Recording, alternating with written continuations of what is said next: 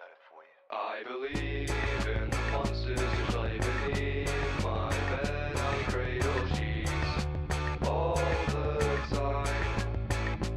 I believe reptiles run society. I make money from volunteer all the time. And I believe the moon is made of cheese, and I'm a celebrity in due time. But I don't believe that I've ever seen you say a single sentence that's worthy of my attention.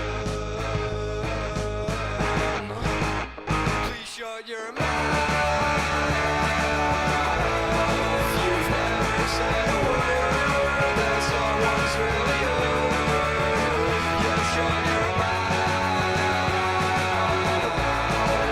Everyone around just wants you to back down. You think that it's all okay to say the things that are on your brain? Well, I think not. I don't care about your day.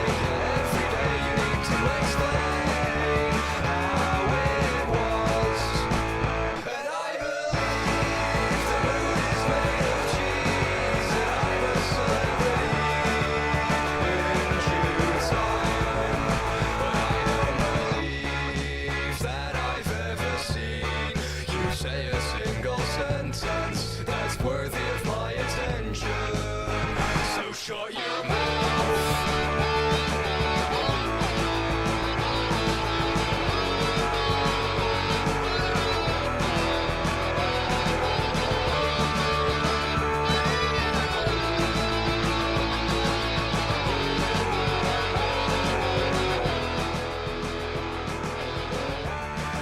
Yen with the 5. Good evening, and thank you very much. Trust me when I say I'm doing this for you, so that maybe one day we'll finally agree on what you say.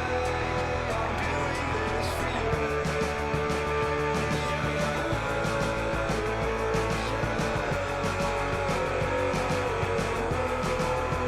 Cause I don't believe that I've ever seen you say a single sentence that's worthy of my attention. My attention, my attention. Please shut your mouth. You've never said a word that someone's really heard. Just shut your mouth.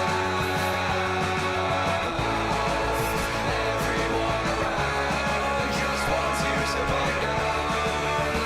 So shut your mouth.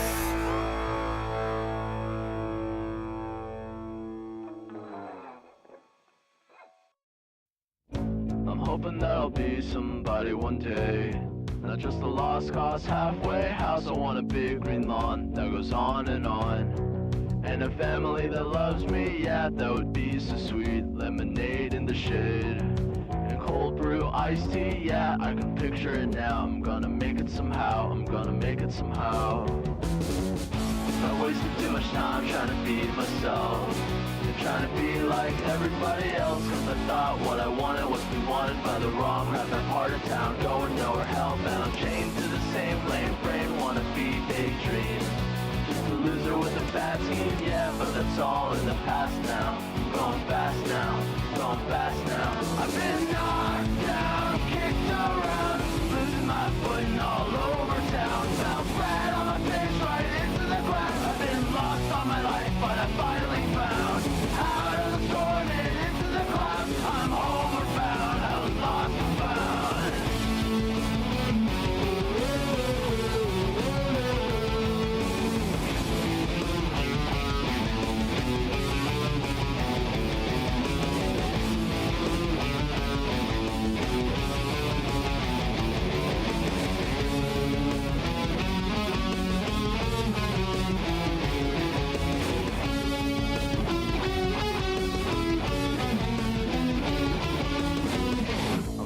that I'll be somebody one day.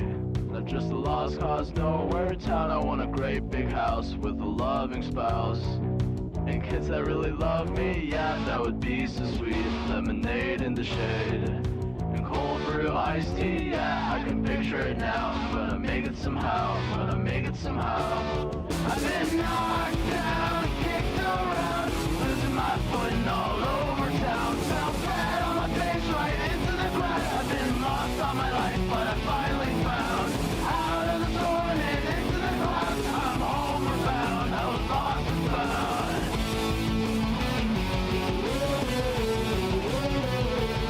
I've been knocked down, kicked around, losing my footing all over town. Fell flat on my face right into the ground. I've been lost all my life, but I finally found out of the storm and into the clouds. I'm homeward bound, I was lost and found.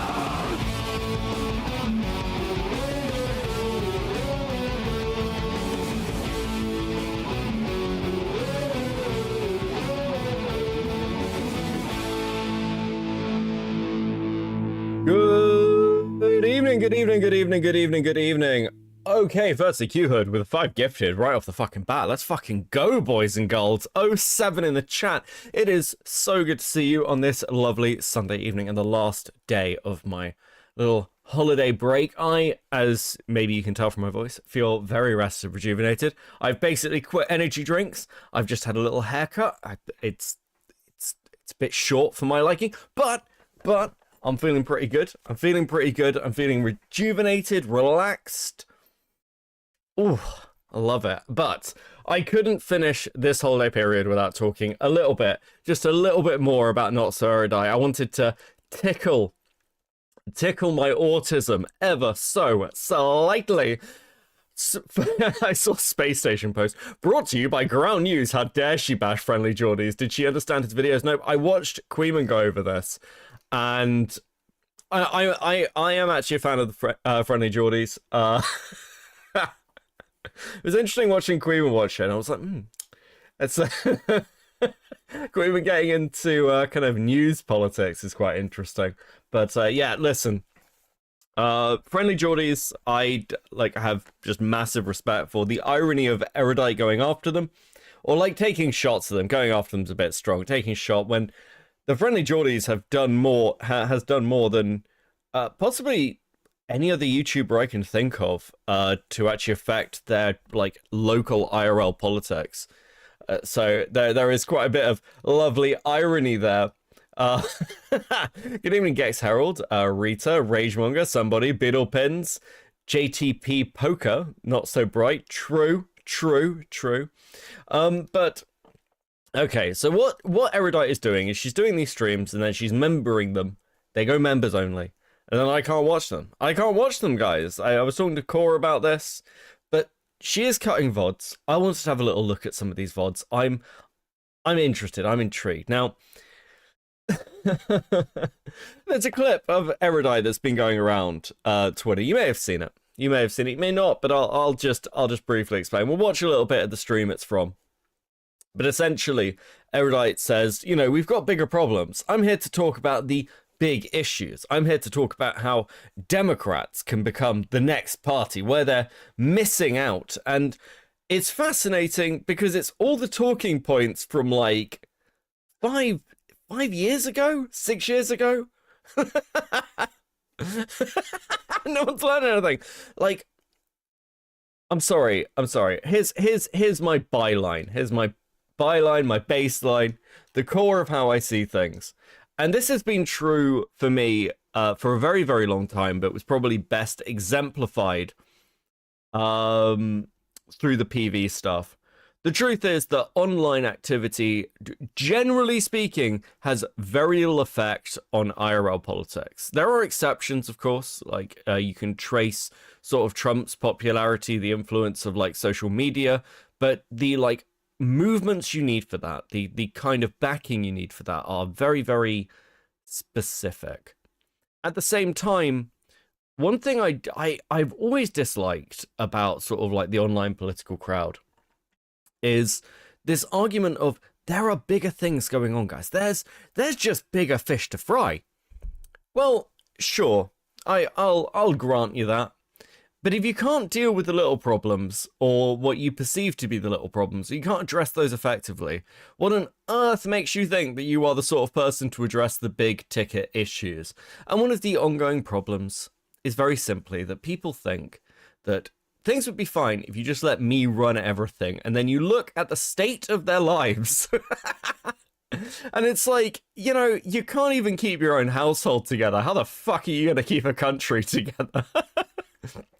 And my prevailing belief that a lot of the problems that we're facing is to do with the fact that people who kind of can't stand by their own principles complain about other people who don't stand by their principles. And I'm just like, well, you're part of the system. Fuck all of you. Nicandros, you can't talk about the issue before you've solved every bigger problem. Yeah, this is why, by the way, people got sick of feminism. For those of you who don't know, the reason feminism failed is because feminism was all like big, small, and impossible to solve problems with no fucking end goal. There was no end goal. There was no point of like, here's where we have solved the problem. And if you take that to like general human beings and you're like, oh my God, the world is ending. The world is ending. And they go, fuck, the world's ending? Well, what can we do? And you go, there's nothing we can do. The world's ending. And they go, okay, cool. Well, I'm going to go back to playing Call of Duty and calling women whores. That seems fine. It doesn't make any difference, does it? Have you seen the thumbnail of Slimebeast Dickers video? Slimebeast did a Dickers video? Jesus Christ, no I haven't. Fucking what? Okay. So, where are we starting? Well, I think we'll start with a Diorio post. Because Diorio posted, Stephen Bonnell, has failed his affirmative defenses in the Pixie revenge porn case from Kiwi Farms. And Diorio posted Notsoerudite's reaction, which is Erudite dancing to a song. I don't understand. We'll just play it. Fuck it. Listen, I'm probably gonna get hit by some copyright. Listen, this is, if Erudite has any sense at all, by the way, if Erudite has any intelligence, she will make all of her content like copyright, full of copyright music. She'll take the ad hit herself just so that people can't monetize her. Because this is what Keffels did. And actually, it kind of worked for certain things. Because, you know, if you can't monetize this shit, there's a fair amount of people who are like, do I want everything I do to go like red or yellow? Okay, let's have a look. Studies show broadly people view women and children with more empathy than men. Okay. When studied, it was... Listen, I have to pause this, by the way, because the text is not on screen long enough for you to read it as a human being. Okay, I don't know what the fuck she thought. It's like the irony of the leftist meme, just way too much fucking text. When studied, it was found many people view boys transitioning to men around the ages of 15 to 16. For example, the average age where a boy may be tried as an adult is 14 in America.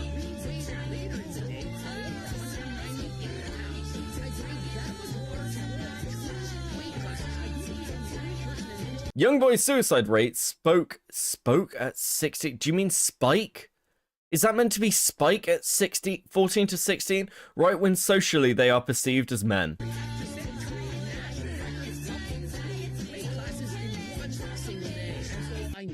You did all the effort of dancing. Why the fuck do you... Why didn't you spell check it? Is this real? I think this is real. I'm gonna say this seems like something Erudite would make, so I'm gonna say yes.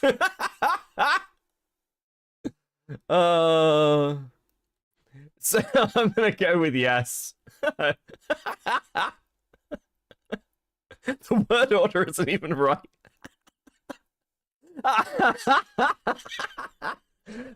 One more time. One more time.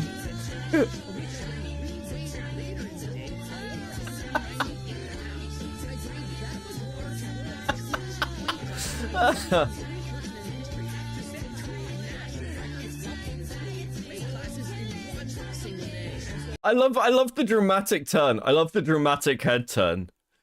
Is this the society you want to live in? Is this the society you want to live in, chat? We've got big problems, okay? Now, listen, I don't know what the fuck has happened to the people who are still, like, sort of, like, surrounding Destiny. But, like, Connor has completely... I don't know if you know Counterpoints. Connor Counterpoints is a Warhammer YouTuber. Like, he's like... Most of you will know him as a political YouTuber, if you know him at all. But he does a show with Brenna Wu called Counterfire. And he's been a long-time fucking resident of the politics scene. But he had a debate with Queeman, which devolved into him explaining how he could rape Queeman. It was very fucking weird. And now he's just posting things like, insane you ever... so this is McLeod. Insane that you ever claimed you could rape Queeman when you say riding an N-word dick this hard. Connor, I could absolutely rape Queeman. What? Fuck, why would you... Connor went with Erudite to DC as well. He did a stream on it today. Counterfire is also over. Wu no longer connected. I'm not surprised. Wu's crashed out pretty fucking hard. It was initially about eating Queeman, actually. Yeah, it's like, I could eat you. It's so weird. The fucking crash outs have been actually amazing. But imagine you're like, I'm a serious, like, Connor is a conservative. He's like, I'm a serious, like, conservative commentator. 5 minutes later, I could totally rape this twink.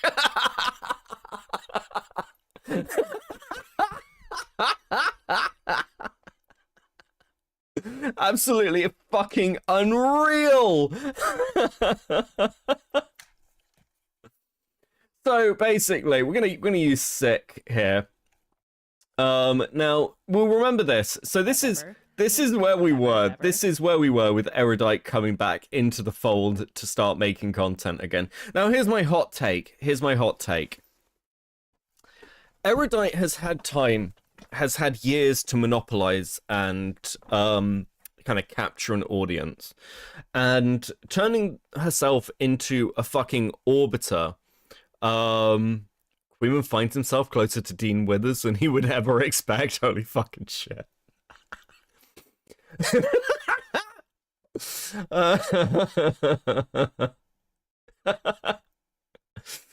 what the fuck was I going to say? Right, okay, this is where we started. Erudite had the opportunity to build. I've said this a few times. I think if Erudite had just made political content, Erudite would be 100,000, at least a 60k sub YouTuber, maybe 100k,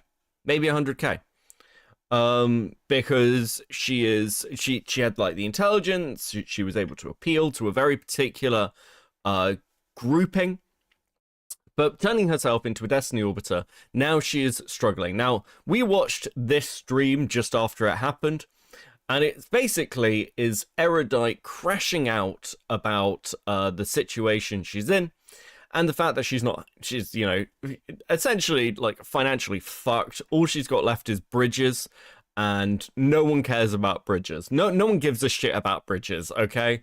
And now we've hit the point where Erudite is slowly being farmed by monsters like me, and waiting for each droplet of content. I think I am more excited for each time Erudite posts content than her own fucking fan bases.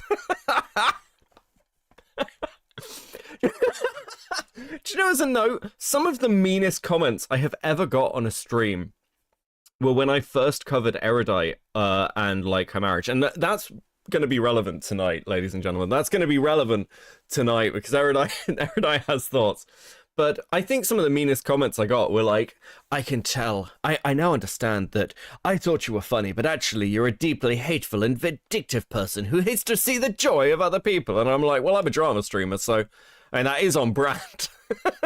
One thing that has consistently amazed me about my time with this channel is the amount of people who have looked at a channel called Cope and Seethe and gone, this is probably somebody who is incredibly good faith and will provide decent, detailed, balanced analysis from an unbiased or editorialized position. And I'm like, fucking what? What is going on? Look at the fucking channel name. Can you, like, not be retarded for, like, just 5 minutes? Is that good? Can we do that? Is that cool? So let me give you a refresher, okay? Whatever. Any comment on the Cherry Destiny situation? And the weird skinwalking of Lav of all people. She's definitely okay. I see the skinwalking of Lav arguments, but she looks like Anissa. I'm sorry, she just looks like Anissa. If it turned out to be true, would you consider cutting ties? Yeah, it sounds like she said she went to the police. So that's good. I guess I would just have to wait until we find out about it. If it turned out to be true, would you consider cutting ties, like not being his friend anymore? I'm assuming is what you mean. I might. Yeah, I'd have to think. Fuck. Wait for the court case. I don't know. Maybe we'll stop being friends. I don't know. But, like, this is the thing. Anytime Erudite's been given a line, just say that you don't care. Just say that you don't care. And actually, to be fair, we'll get to it. Okay, so this is broadly speaking where we are. Now, Erudite has released a VOD called We Need More Swearing in Politics, and if you think that's a title straight out of, like, the 2017 political scene, it pretty much is. It pretty much is. This was the 2017 political argument. We need to be more... We need to be less afraid to say the bad words, to do the, you know, to look like we're slightly unhinged. We need to appeal to, like, the modern youthful fan base. And it's like, okay, well... It's amazing how badly people have misdiagnosed the political problems in their countries. And once again, perfectly encapsulated by, I was really surprised to hear that local issues influenced local voting on the doorstep. Thank you, Dylan Burns. Okay, let's just get into it. Just got home from traveling, and because I'm so dedicated to proving to all of you that I'm going to take streaming seriously once again, I am back. What do you think about the right going at each other about Andrew Tate? Honestly, anyone who's conservative, who's being like, maybe we don't love people who are actively under investigation for sex trafficking. And what is that editor doing? I don't know who Erudite's editor is. I've been curious for a while. But whoever they are a monster, by the way. Like, I know that people like drama streamers are like the lowest scum on the planet. And I understand that perspective, being one. But I cannot emphasize enough that whoever Erudite's editor is actually evil. This person hates Erudite, hates her. Like, just unreasonable levels. Like, there is somebody sat there who's been like, I don't know if they're just like, I'll just do it for free at this point. Like, I don't know who the fuck they are, but they're like, you know, like, they're like a caped crusader.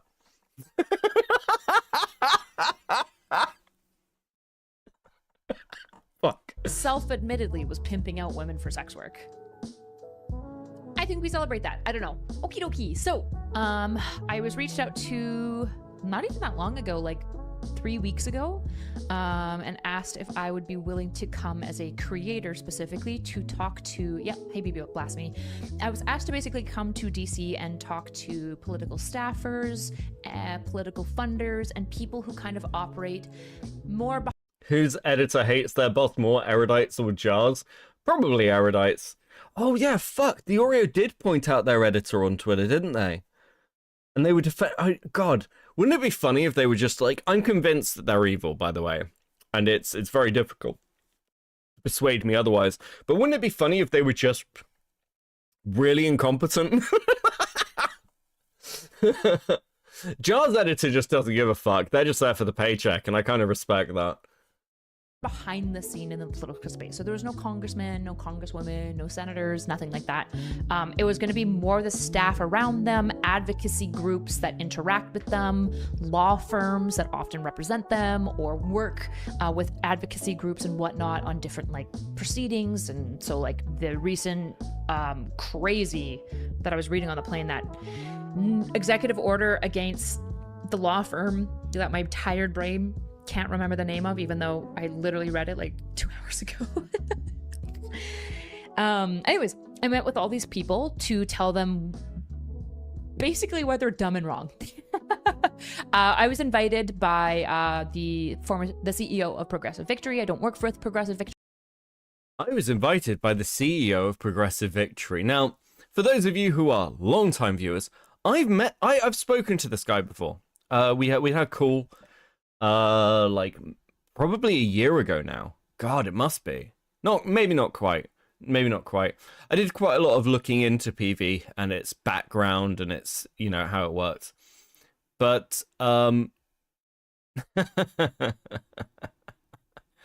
PV's interest, to be clear, is not so much in like creators, like how do you fix the political establishment? It's how you get boots on the ground and how to basically turn sections of the audience. That hasn't really worked, by the way. As you can probably tell, the fact that these creators aren't really having much impact. PV lost a lot of its races. They made no real kind of splash outside of the digital space. It's not gone very well. I mean, I think the most impact PV had was doxing all the creators that worked for them. So yes, Erudite was like pretty in deep with PV rather than just being one of these creators who was paid to go to a single meeting. They were working behind the scenes in some capacity. I believe my understanding is in creator management. I thought Beckett said boobs on the ground. Well, don't put it past them. Don't put it past them. These are desperate people living in desperate times.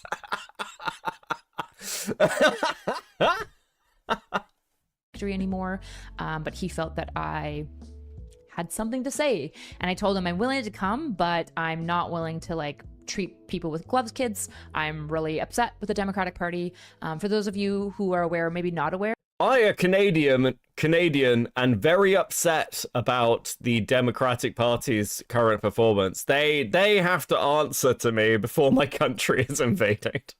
What are we doing?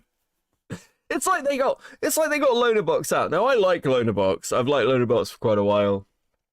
But bringing out a Scottish guy to go canvassing in like local elections in America is fucking mental. It's fucking crazy. It's so insane. It sounds like the sort of thing like, in like kind of satire political shows, like a politician will be like, we'll bring this fucking celebrity. And it's like, okay, does he have any connections to like the local area? Is there any relevance to it? Not really, but it's fucking Andy Murray. Let's bring Andy Murray. And it's just like, guys, the fuck are you doing? Glove Kids, did you mean Kids Gloves? Yes, listen, she's in a live setting. I will shit on her for many things, but if I start shitting on people fucking their wording up, that is a stone in a glass house I am not going to start throwing around.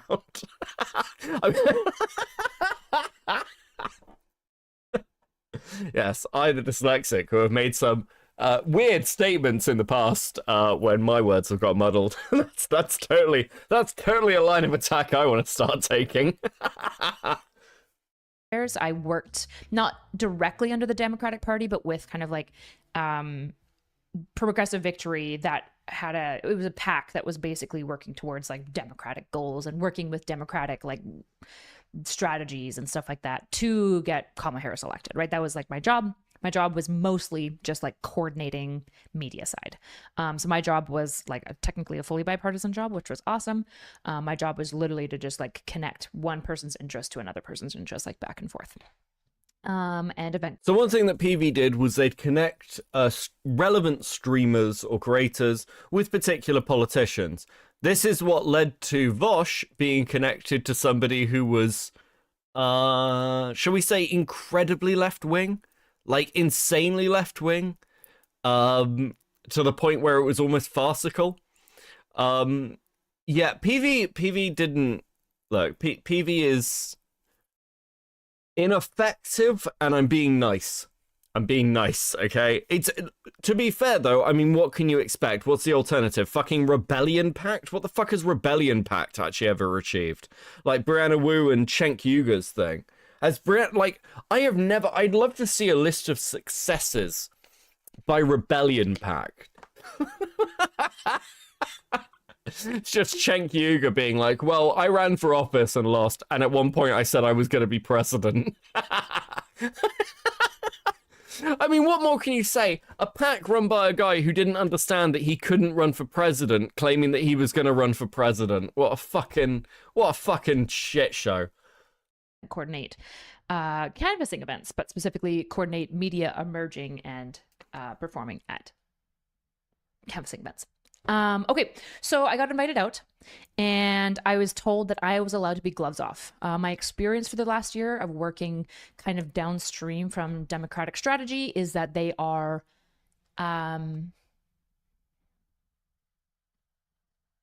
not good to work with. Don't like it. Very stuck in their ways. Very, very much what everyone oftentimes accuses Democrats of being, right? That they are elitist. They think that they're right and everyone's wrong. They would come to streamers for advice about how to connect with streaming audiences, and I would tell them. And then they would be like, yeah, but we actually don't want to do that. And I'm like, great, then don't connect with streaming audiences. Alt media. Yeah.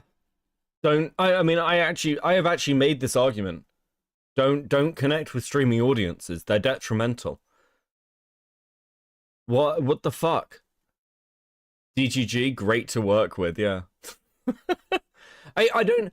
No, seriously, we need to understand how to connect with streaming audiences. So there's this big streamer called Vosh who likes lollycorn and horse fucking. How can we help him reach a mainstream platform to convince the man in the street that we're hip and down with the kids? Fucking unbelievable. Now, there's a reason why this has been really effective for the right, by the way. The right's, like, kind of implemented this really well, and their tactic was to give a ton of fucking money to right-wing creators and basically leave them the fuck alone and basically be like, hey, keep doing what you're doing, here's a ton of fucking cash. That's broadly speaking. I mean, you only have to look at the Tenant stuff to realize that money was essentially funneled to people like Tim Pool and others. Basically no strings attached from what I can see. Just keep doing the thing. Unsurprisingly, that seems to have, if you've got somebody already giving the messaging and you don't have to attach your party or like organization to it, what fucking difference does it make? I mean, could you imagine if the Lotus Eaters with Sargon got attached to Reform? We saw what happened when Sargon got attached to UKIP. UKIP was on its way out, don't get me wrong, the EU referendum had happened, so it didn't really matter anymore. But Sargon in particular, and Count Dankula in part, definitely hastened the death of UKIP significantly. Tim Pool, Reiki and the Russian rubles. There is a fucking incredible clip. Oh fuck, Jenny sent it to me. I need to find it at some point. There is an incredible clip that happened about like a month ago of Milo Yiannopoulos on Tim Pool's show talking about the Tenant money, not realizing that Tim Pool had taken it. So he sat there shitting on, I think, Dave Rubin, being like, Dave Rubin knew it was Russian money. Dave, like, how could you take all this money from a Russian fucking think tank and not have any idea? Like, obviously the people who took money from Tenant are corrupt and like anti-American. And Tim Pool is like freaking out, like the entire clip. It's absolutely fucking Kino content. As they start fighting, just chef's kiss. Yeah, in general, in the Kamala Harris race, only received, I think, like 10% of the budget. Like, it was completely neglected. They focused a lot on traditional media because the person at the helm of a lot of the Democratic strategy was Anita Dunn, who is a very traditional media person. So that's what they did. And it was the worst strategy ever. It's really frustrating when old boomers who haven't kept up with technology are at the helm and unwilling to update and change, despite like everyone clamoring at them of being like, you don't know what you're talking about. But also, to be clear, I don't know how loud people were clamoring at them, because one of the things that I've realized since the election, when I've been like analyzing my own side and myself, is that like one of the more common pitfalls amongst the left is that we can be cowards. So, I don't know whether Erudite is just like slowly leaning towards owning being a coward. Like, it's just like the thing about the left wingers is that we're fundamentally just incredibly cowardly. I'm just like, that's not a thing. That, like, surely trying to fix that would be better than just being like, you know, we have to work with the fact that we all have like absolutely no fucking spines. Where is this?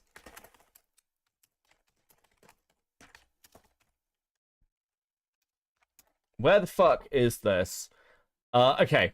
We have Okay. Here is a clip that is still fucking true from the thick of it, okay? The thick of it's a British comedy show, but I really like this. This is what comes to mind whenever I hear streamers talk about like diversified strategies, reaching streaming audiences, and like political change, okay? They are running up to a general election. This is the conservative right-wing HQ, and this guy here is their like sort of strategist. All these people are vaguely based on real political figures from the UK, but like this guy's come in and he's like an absolute dick. He's like, okay, we're in election time now, so just watch this play out. They're just strategizing how to go about winning the election that's just been called. We have three key targets when we are smart bombing our beloved PM, and they are the deficit, unemployment, lack of leadership. Get onto the J Drive, you'll find key statements positioning... That is brilliant! That is inspired! What source? Get in! It's the economy, stupid!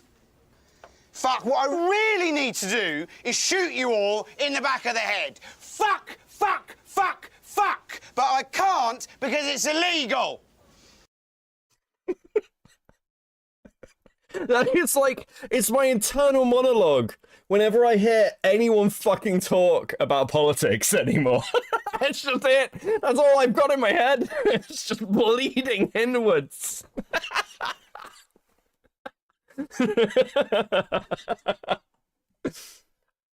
You can pretty much measure like wins based on economy, and like again, it's not even the reality, by the way. It's mostly just how the public feels. It's just how the public feels. It's true of left, right, whatever. It's just it. It's it. If you can persuade people you can handle the economy better than the other side, you will probably win the election in 90% of cases. I'm just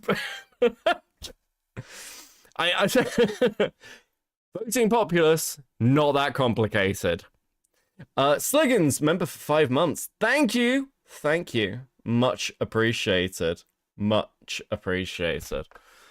Fuck me. Now, the failing of most streamers is that they're not economists. They don't really understand the economy. I'm not going to start commenting because, you know, I'm not either. But they're always missing those elements, and there's a really fascinating debate between Richard Spencer and Sargon of Akkad on Warski Live in the mid 2010s. I think it was 2016, 2017, where Sargon starts trying to bring the economy up, and Spencer is like, "No one cares about the economy, Sargon. No one cares about the economy. People only care about black and white people and whether they are near their own race. That's it. That's all people actually care about," which is insane. It's an insane thing to say. And yet, Sargon just sort of lets him run with it. Fantastic. Let's fucking go. Anyway, tangent over. Basically, since the election, since all that Destiny stuff popped off, and it like kind of just like mentally wrecked me, and I decided in the process of it to actually take streaming seriously, and treat it as a means to its end goal. Play the clip, Beckett. I don't have the Sargon clip. I listen. Fuck, I'll try and find that Sargon Spencer debate at some point as Sargon smugly chuckles his way into insanity. What a fucking timeline. I said, you know what I'm gonna stop doing?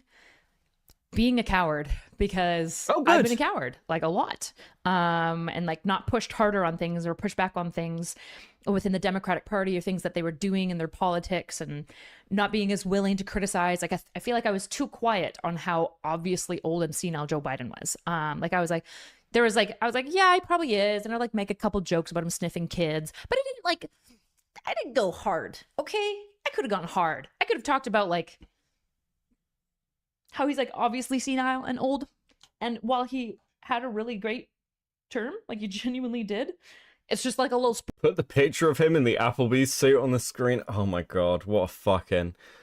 Honestly, nothing will ever beat Sargon of Akkad on national British television talking about how he was sexually assaulted and therefore can make rape jokes. It is just classic British media. Taking extremely seriously, more you realize your money anchor is sinking, you need to find new money source fast. Yeah, like, look, I talked to a few people about the idea of doing this full time. Not me doing this full time, just generally speaking. And the idea of going full time with something like this is terrifying, because you're making money one stream.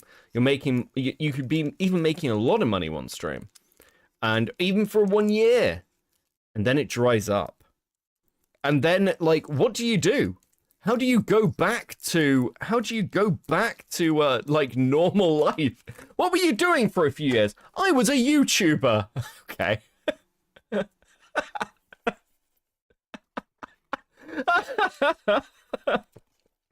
It takes a special sort of moron to make Spencer sound palatable. It does, and that moron was named JF Garepi.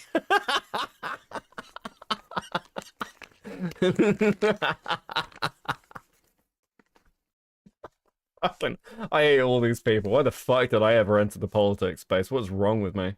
Boopy, because you're like, look, as cabinet did a great job running the country, and that's comforting to some degree to know that like the staffers around within the Democratic Party at even the highest levels are still really competent and capable, but also like this probably shouldn't be public. Like that's probably not good. It's probably, especially because of what the president has really come to mean to the American people. It's just not good. It's just not what people want. So anyways, I decided to be super gloves off, and I will say smugly chuckling in the DMs. Okay, let's have a look.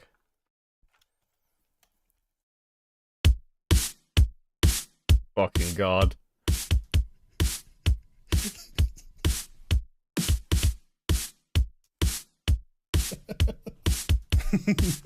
There we go.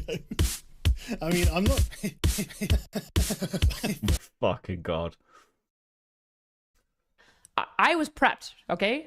I was prepped of being like, just, you know, they're gonna feel uncomfortable with edgy language and humor, and a lot of them are decently like PC, like they're PC liberals, so their actual positions are probably much more moderate and reasonable to a lot of people, but they kind of feel the need to do the PR bloviating game of sounding further left than they are. And this is a really big problem actually with Democratic policies to me, is that most of the people running in politics are not nearly as far left as they pretend to be.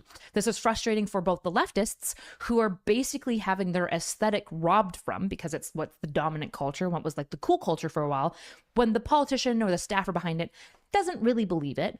But it's also the leftists' fault, because they were driving such massive cancel culture and holding everyone hostage to their sensitivities and offenses. So we did the first group where they basically gave us information on the election, who voted, who didn't vote, why they voted, exit survey data. Honestly, really awesome first little session. And then they're like, okay, we're going to do a group discussion, and we're going to, like, you know, use our talking sticks. So if you want to talk, like, put up your little sign. And I was like, look that, like, I've been on way too many debate panels to know that, like, if you pause a group and you just like take in order who put their hand up first, all that happens is people monologue at each other for like an days straight. And I was like, I'm not fucking doing that. So we started out the first thing, and there was a group there that I had met before, a different representative of that group, but I was like, I need to ask you questions because I don't know where the fuck this data is coming from. I have an idea. I know you guys are citing it, but like, what are you doing for methodology? What are you doing to check for like bad source data? What are you doing about the fact that like most survey respondents are fucking weirdos? Like weirdos. Because in fact, this is something I learned. Oh my fucking god. I'm having flashbacks to like my fucking master's degree. I'm literally just having flashbacks to my master's degree. That's all this fucking is. Do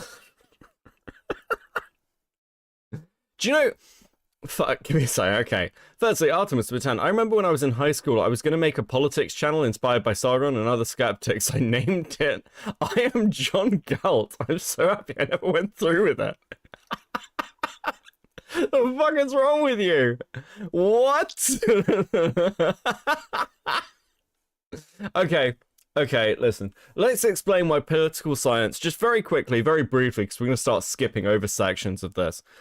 Let's explain why political science is a terrible subject and why it's largely bullshit, okay? There are like a handful of political science academics who know what the fuck they're talking about. Most political science academics have absolutely no fucking idea. It's actually kind of bizarre.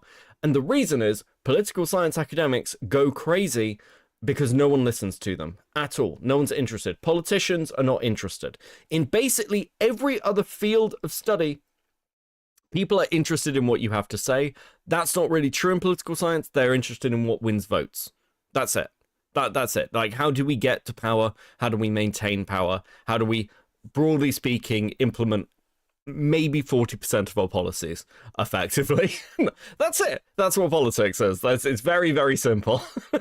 And political scientists are like, here is a detailed, broken down study done across 100 years of why you should do this thing. And politicians will go, that's great. If I present this to the public, I will be out of office in 24 hours. Please get the fuck out. And a lot of politicians also won't destroy their own power bases. So if you start proposing ideas, and this is one of the big problems that people talking to the Democrat Party are having, by the way, they're proposing things to Democrats which would effectively jeopardize or directly damage the people who put them in power. If you are a stable Democrat who is sort of like moderate to left and you're mostly just appealing to the people in your district, why the fuck would you listen to some Canadian streamer who's like, actually, what you need to do, guys, is start telling the public they're fucking stupid and don't you skimp on the swearing because you'll be out of office in like 24 hours. What do you mean? This isn't even complicated to understand.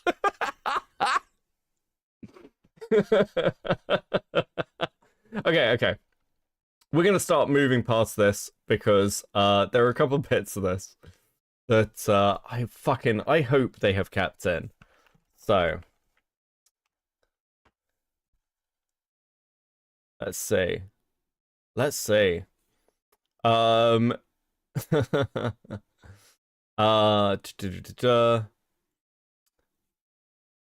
Really, did we just skip that? Okay.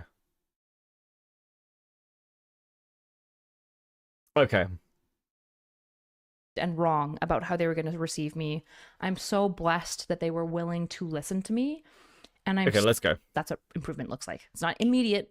It's better than it was yesterday. Oh, fuck. Actually, no, we need to watch this bit. She starts talking about, like, how they need to reach men.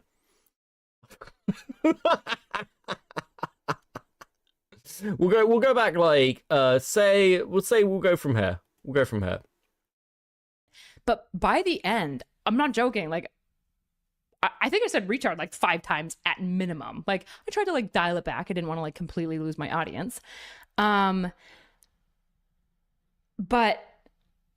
it's also painted the common response to this as so you're saying women can't do positive masculine things. True. Well, I actually talked a fair bit about femininity and masculinity too. And I was like, it's fine when women do masculine things. We praise that. We don't praise when men do masculine things. Why? Like, we love when women are in sports and being like fierce. We in the liberal side say that we love like a strong woman. You guys all seem to like me, but we don't like that. You all seem to love me. It's listen. Erudite is a wonderful, like, thinking they're fierce kind of thing. Like, it's the perception of fierceness. Hi, Drill Dancer with the 5. I can't put my finger on why, but she reminds me a lot of a girl I went to high school with who went on a rant about people appropriating slut culture. Ironically, I think Erudite has actually appropriated slut culture. I think that's a good way to put it. In a man? Like, why? Strong men are great as long as they're also moral. Like, strong women are great. Strong men are great as long as they're also moral.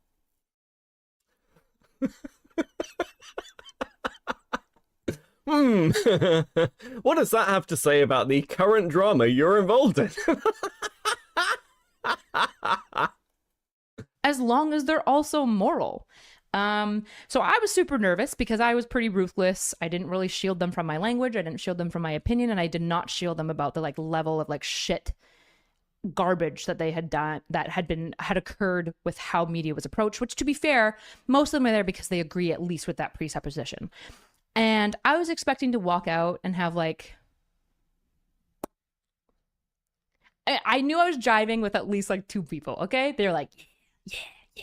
So I was like, they'll probably work with me. But basically every single person but 2, and I don't even know if the 2 didn't come up to me just because there wasn't. So, okay, I was talking to somebody recently about influencer culture. And it's really interesting, like, when you look at people who seem to have strong opinions. If you've heard the like phrase, those who can't do teach, right? And those who can't teach criticize. Well, there's a wonderful thing that seems to have happened over time, which is essentially the people who fail at streaming go on to like, or fail at content creation. This has been happening for a long time, by the way. You can kind of look at it from the perspective of a lot of streamers who fail go one of 2 directions. You've got the Monday Matt direction, where you sort of fail at content creation, you like become an Uber Eats driver, and somehow like that makes you better. It like fixes you, which is kind of fucking wild. Or you become like an editor or like an assistant to another content creator. That you've got experience in the space from making content, so you go and help somebody else. And like the classic example actually of somebody kind of breaking into a more mainstream world with this is somebody like Anita Sarkeesian. Anita Sarkeesian essentially came in, tried to do a load of stuff with video games, kind of didn't go anywhere from the perspective of the YouTubing. She like got some growth, but nowhere near what you'd expect. She's very, very astroturfed by general like I'd say what was then at the time like new media sources. But then after that all ended, she basically just sort of tours video game studios and gives advice on DEI. There we go. And like how this can be more like inclusive. And it's largely for companies a tick boxing exercise. Let's be clear. Companies just want to say, yeah, we're inclusive. We've had this so-and-so person here. We've had this academic here. We've had Anita Sarkeesian here. She likes our stuff. And you're pretty much tick boxed. It's pure PR and plastering over the cracks, especially after something like a scandal. But the irony is that most of these people are not really successful. Anita Sarkeesian wasn't really that overall successful as a creator. The idea of taking advice on how to reach streamer audiences from Erudite or Wick or any of these fucking people is crazy, because they're people who don't really command an audience. Like, you'd be better placed. I mean, even taking a kind of like overall opinions from somebody like, I don't know, Diorio, it's questionable. I think obviously these are people who are commanding audiences in the thousands, but I mean, compared to like the big streamers or the big channels where you've got like millions of subscribers, and a million sub channel isn't that much of a fucking rarity anymore. It's you know, that used to, like, PewDiePie was a rarity in his time. It's not really the case anymore. So the landscape's changed, and essentially, if you're taking advice from somebody like Erudite, you're taking advice from somebody who really hasn't achieved that much. Like, hey guys, listen to me, somebody who has crashed my own career into a fucking wall on how to fix the Democratic Party. What? What the fuck are you talking about? Like, that makes literally no sense.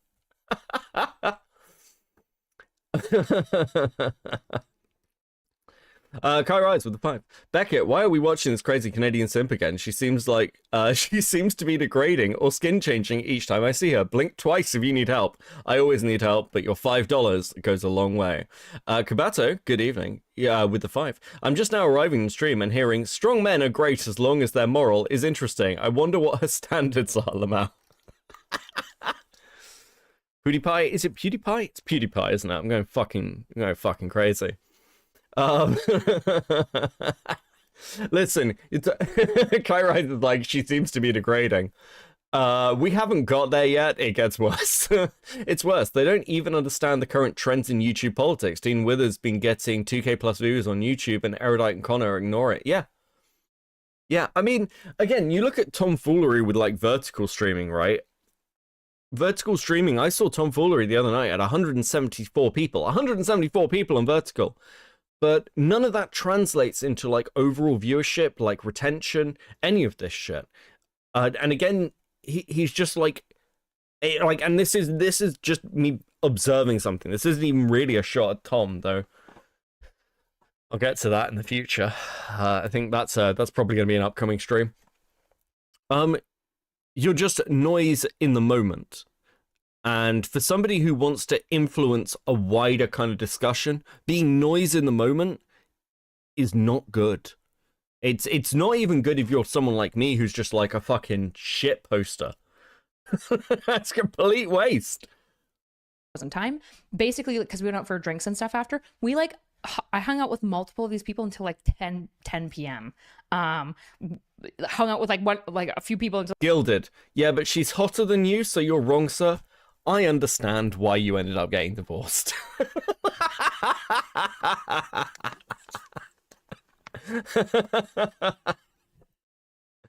The more I learn about Gilded's life, the more I'm like, I understand why his life choices have led him to where he is. If you do vertical streams on big news days with politics, you get views. Yeah, it's very simple. It's very simple. Boogie fan with a 5. I hate to ask this, but could DEI be done right? Like, I want to make a world that's diverse, but it doesn't come off as pandering, i.e. Miles Morales. Yeah. Just hire people who are good at a job. That's it. It's not complicated. Just hire people who are good at a job. like super late, just like talking about like life at that point. And talking about how like Democrats, for example, need to be human and they're just not. I was like, set in a wilderness camp. Like these people need to like go out in the wild and just like spend time with farmers. Like I outlined to them as well. They were like, men should just be themselves. And I was like, no. And you don't even want them to, because a lot of men are kind of sexist, kind of racist, very edgy, very socially inept and insecure. You don't want them to be like that. Nobody does, especially because nobody's compassion for young men. Nobody likes that shit. What they need is to be told. No, it's tomfoolery, Gilded. Also, this is okay. I've said this in the last stream on Erudite. Erudite's fascinating because she's somebody who's obsessed with talking about men who doesn't really understand men.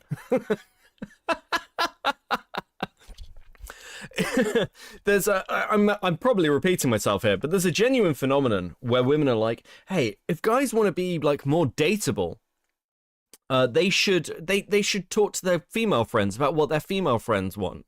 Like, women don't know what they want. Women have no fucking idea what they want. Okay, men don't really understand what they want. Could you imagine, like, if you're a woman going to a man for advice on how you should be to get dates?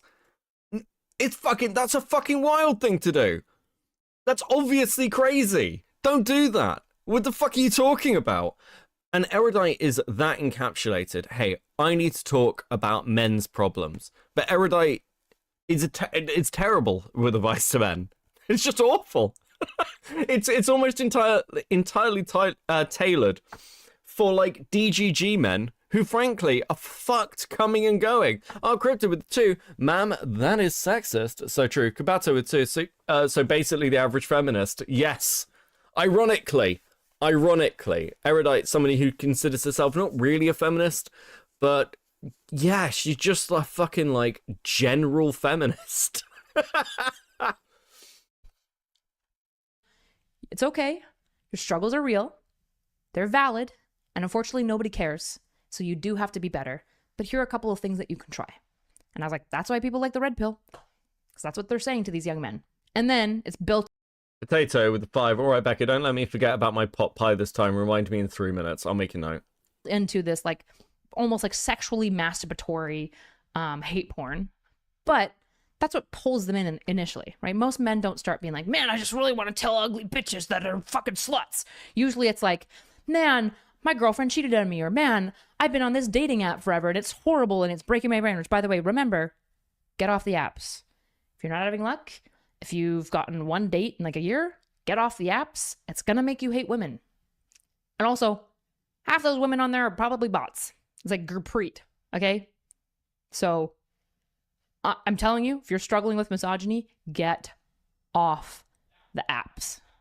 And so basically, I just decided that if we can't be like real and honest about the problems and prioritize the actual issues, one of the issues is the abandonment of masculinity by the Democrats. Not just the abandonment, the villainization of it. And the elitism. If we don't get over this, we're cooked. There's no point. And basically everyone was just like, yeah, base, true. So honestly, I was shocked. It was so good as well because I've been like so blackpilled on like. I really don't want to go into a fucking tirade about masculinity and like its state of play, so to speak. But broadly speaking, masculinity, the villainization of masculinity is not so much just masculinity, but also just like responsibility and everything else. Like there's some really interesting posts on Twitter at the moment about man children. And it's a real mixed bag because people need to be rounded and multifaceted. You can have your like autistic nerdy obsessions, but you also need to, get up each day, go to work, run a household, make sure that you can take care of yourself, the basics. The general things that you need to be able to fucking do. And the question around like masculinity villainization, we're realistically talking about the fact that men's spaces are disappearing a little bit. They're like being pulled away, taken. And there's no real good solution for that. The red pill isn't a good solution for that either. It is literally just desperate people looking for any kind of ooh, this'll help me kind of statement. Erudite is not the person to give that advice. Neither is the Democratic Party, by the way. Because they won't like the answers.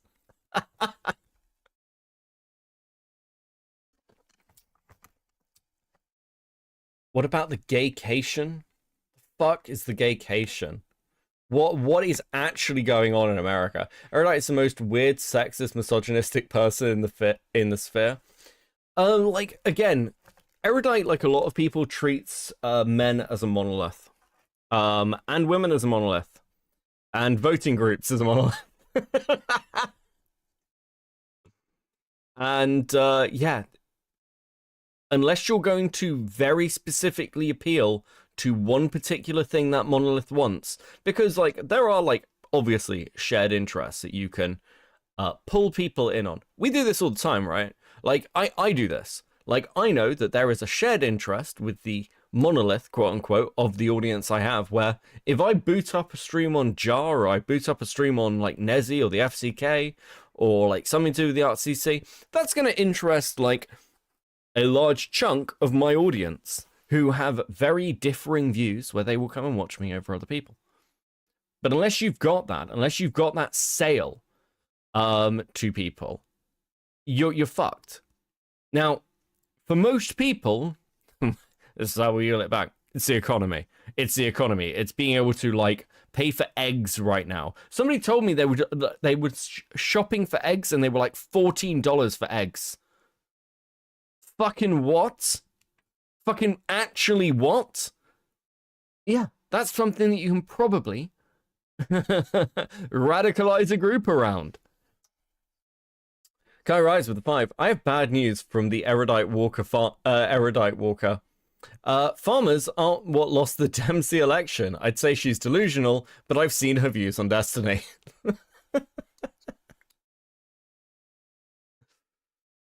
Ah, fuck. I mean, like, I don't do a lot of in-depth stuff with the like Trump things. I mean, my personal opinion is people want strong leadership at the moment. Everything seems slightly crazy, both because it is a media influence. So you present strong leadership, which seems like you don't. What's a good way to put this? You don't necessarily need somebody who has a plan. You just need somebody who looks like they have a plan, and a lot of people will fucking gravitate towards that. A lot of people gravitate towards that because people as a monolith are pretty fucking easily panicked. Q-Hood with the member for 8 months. He doesn't know about the gaycation, guys. I don't know what the fuck gaycation is. I've got literally no idea. I wouldn't even consensually. Jesus fucking Christ, Gilded. What the fuck, man? 921 a dozen last week. That's fucking insane. Kai Rise with a 5. So remember all those doctors T-Man fried. Also, go take your pot pie out the fucking oven, potato. Remember all those doctors T-Man fried who are watching for the bird flu? It's so shocking. Eggs are so much now. We are so cooked. Also, one to go. One to go. Yes, one to go, and then chat on screen. You can do it. I believe in you guys. And you get a sticker. Can't say fairer than that.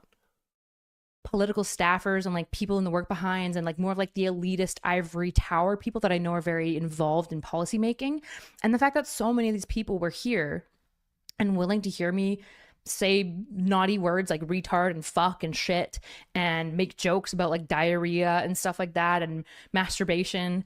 And they just like were uncomfortable and rolled with it anyways and saw value and like reached out and were like, how do we do more of this? Like, how do we help? And I said, help left content creators be able to have money, fund programs that actually reach out to young men, like TPU. What is she? The angry video game nerd? It's so bizarre. It's so bizarre. Like, again, it also kind of betrays the fact that erudites never really existed in, like, a sticker. Erudites never existed in a sticker. So true, your age monger. So fucking true. Okay, guys, listen. As always, I am super proud of you. Even though Mally Malware... even though Mally Malware thinks that it's wrong for me to say that I'm proud of you, even though she's mean about this and tries to bully you, like, in a way that I never would, by the way. Okay, because I am the better parent. I want my sticker back yet. There you go. Have a sticker. I am proud of you, okay? I am super proud of you and everything you're doing right now. We're gonna bully the shit out of Mally over time. she's gonna fucking hate me. I'm determined. I've got a mission. I've got a goal. Potato with the 2. Thanks, Beckett. My pleasure, buddy. Space Station, we both have degrees on warfare, but give me jar test. Jesus. Right, let's live chat this, and I'll start a new goal. Okay, we're gonna have a special goal.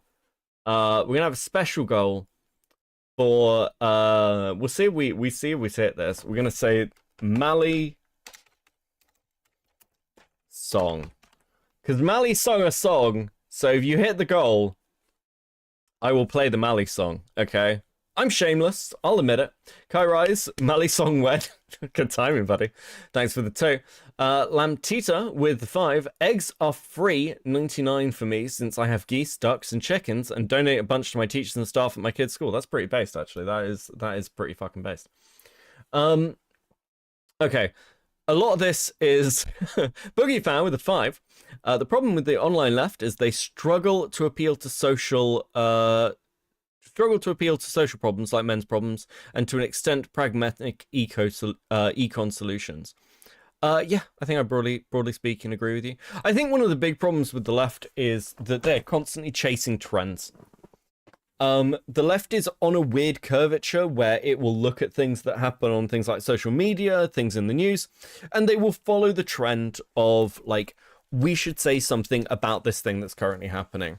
The right has, generally speaking, stopped doing that. The right now tries to set social messaging and trends. It's why you see so much pushing of, this thing has happened, here's our response, from like a fucking huge grouping of people who are sort of like thought aligned or message aligned, and then the goal is to set the tone rather than follow the tone.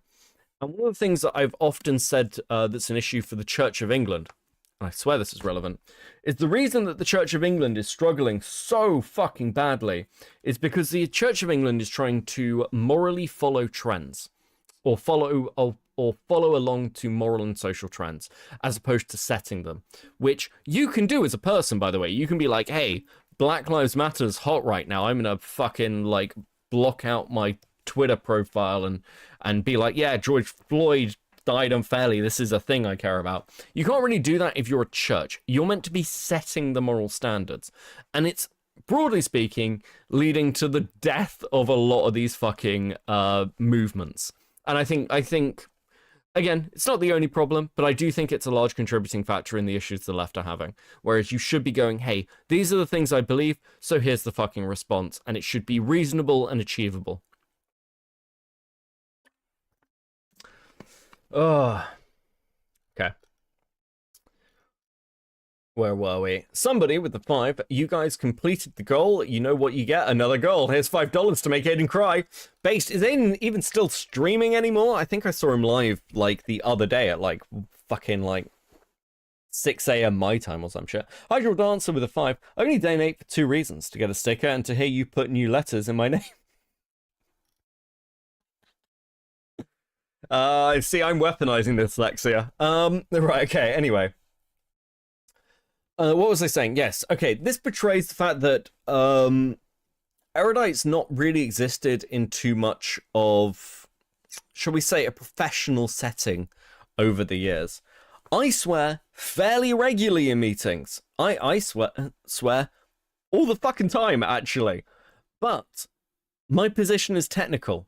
It's seen as sort of understandable. You know, like I'll be chatting with engineers and things who are very blunt people, and I'm used to being in meetings where it's like, this doesn't fucking work. Why doesn't this fucking work? This thing was put together by a retard. I fucking hate this. I hate everything about this.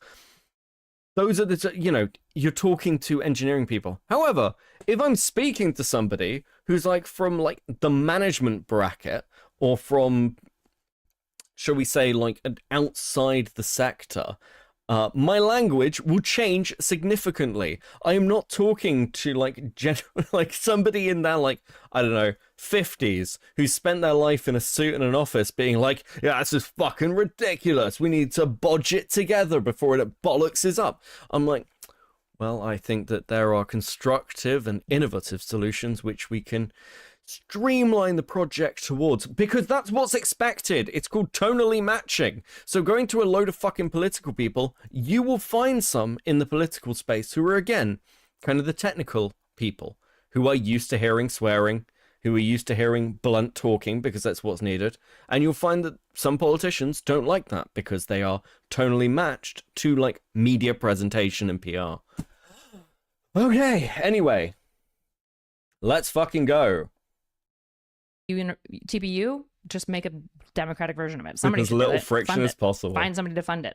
And also, get over the fact that when that group starts and they do sports together, they're going to make misogynistic jokes. It's just going to happen. You have to get over it. Yeah, that's going to happen. But are they better than they were? Are they 10% better than they were before they started the program? Then it's working. That's what improvement looks like. If you believe in rehabilitative justice, that's what improvement looks like. It's not immediate. It's better than it was yesterday. And that's what matters. The question is, by the way, how you sell this to the public. And that's always the question. How do you sell this to the public? Because the public are basically going to go, hey, you've got a sponsored group who are saying sexist things about women. That's a media cycle. That's why you don't do it. It's very, again, very, very simple. It was also the risk of progressive victory. Having somebody like, I'm amazed no one picked this up legitimately. The idea of having somebody caught with like lolicon and like into horse fucking, working with a politician in a mainstream local election. Yeah, that's actually kind of fucking wild. I'm amazed no one picked that up. Actually, with the state of media in the US at the moment, maybe I'm not. But that's something we could all take home, okay? I'm better than I was yesterday. And that's what matters. So anyways, that was my trip. It was super amazing. I am so happy to be... Okay, now, she's back from her trip. I wonder whether she'll address anything else that might be interesting. Surprised and wrong about how they were going to receive me. I'm so blessed that they were willing to listen to me. And I'm so glad somehow, in some way, that this destiny situation is like... People who fucking curse are honest. Yes. Which is why an awful lot of people have started embracing swearing in meetings to appear more honest. That's an actual thing that is happening. I know people who do it. I'm unfiltered. I'm giving you the unfiltered truth, they say as they hide 90% of the data points. Don't look at like this 6-month period. It's fucking bollocks. Just trust me. Guy rides with the 5. Wait. Isn't this the same argument she gave for the big D man she simps for? It's all about rehabilitation and such. Wow, Kai Rise with a pattern recognition. Let's fucking go, bro. Gilda Poo with the 10. The problem with online Dems is that it pictures itself as an intellectual party while supporting terrorist simps like Hassan Piker and pretending they're morally superior. Do you know what? I'm going to agree with you because you gave me $10. I don't know if the Dems ever supported Hassan. I don't know if they ever actually made the reach out to Hassan. I'd be interested to see if that did happen. That's fucking wild though. So utterly annihilated my like ability right now to give a fuck about like people's like offensive like sensibility. Like, oh, I'm offended. I'm just like, God, I couldn't give a fuck. I cannot be made to give a fuck. If you're offended and you don't want to associate with me, just don't. Just don't. I'm doing my best. I'm not always right. You're always welcome to challenge me and ask me good faith questions and suggest if I'm doing something wrong, because I'm not perfect. And it's very important to surround yourself with people who will question you. In fact, great Nickism as a content creator, especially if you're a content creator with lots of self-hatred, don't question yourself. Surround yourself with people who you know will. Surround yourself with people who question you. Hold on. I actually really want to replay that. What the fuck? I feel like my brain broke midway through this. Right, okay. Blessed that they were willing to listen to me. And Hassan was on CNN at a major Democratic event. Jesus. I'm so glad somehow, in some way, that this destiny situation is like so utterly annihilated my like ability right now to give a fuck about like people's like offensive like sensibility. Like, oh, I'm offended. I'm just like, God, I couldn't give a fuck. I couldn't give a fuck. Like, what's amazing about this is, again, it's one of the reasons why I keep coming back to Erudite. It's a deflection of why people care. It's why people fucking care. Ironically, it's really similar to the Lyo situation. It's because Erudite's constantly talking about how things need to be better, how things need to improve, how we need to do better so we get the right people in power. Who fucking cares what you think? When it comes down to something like the Destiny situation, people like Erudite cannot stand by their own principles. They just can't fucking do it. That's why people are annoyed at you. Even like for people who are like, I genuinely don't care, I genuinely don't give a shit, I'm like, okay, well at least that's honest and consistent. I might think you're a scummy person, but I think lots of people are scummy people. People think I'm a scummy person. That's fine. It's just, can you be consistent? Why should anybody give a fuck what your opinions are when like pressed on a position, when like put in a position where you have to like challenge your own standing with somebody? You can't do it. Why do your takes about Hassan or Vosh or any of these fucking people matter, Erudite? Why do your takes about the political establishment? Why do your takes about Trump matter? If Erudite was friends with Trump, she is the sort of person who'd be like, yeah, but you know, they probably wanted to have sex with Trump. That, you know, that's probably a thing. Look, Trump wants to invade Canada. Well, you know, Canada would be better under Trump. That's what Erudite sounds like. And listen, I'm not saying that Trump invading Canada is a good thing. What's important to me is that Trump is remorseful if he invades Canada. And the great thing about this statement at this time is that because Erudite is so fucking spineless that she could make this statement before Trump invaded Canada, he could invade Canada and she'd still fucking sweep for it. It's fucking insane. Has Chud decided to strike back at Erudite, or is he taking the high road? I don't know. I don't know what Chud is doing at the moment. The last time I saw Chud, he was arguing with a fucking AI chatbot, and I don't know what Chud's doing at all. He's having fun. Let him have fun. I cannot be made to give a fuck.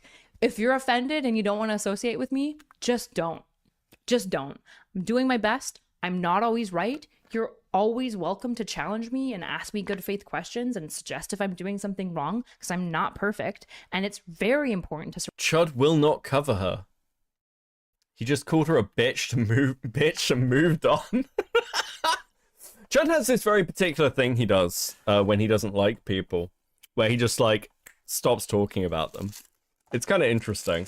Like, I kind of like that. I kind of like that. You shouldn't be overly emotionally invested in the content you cover.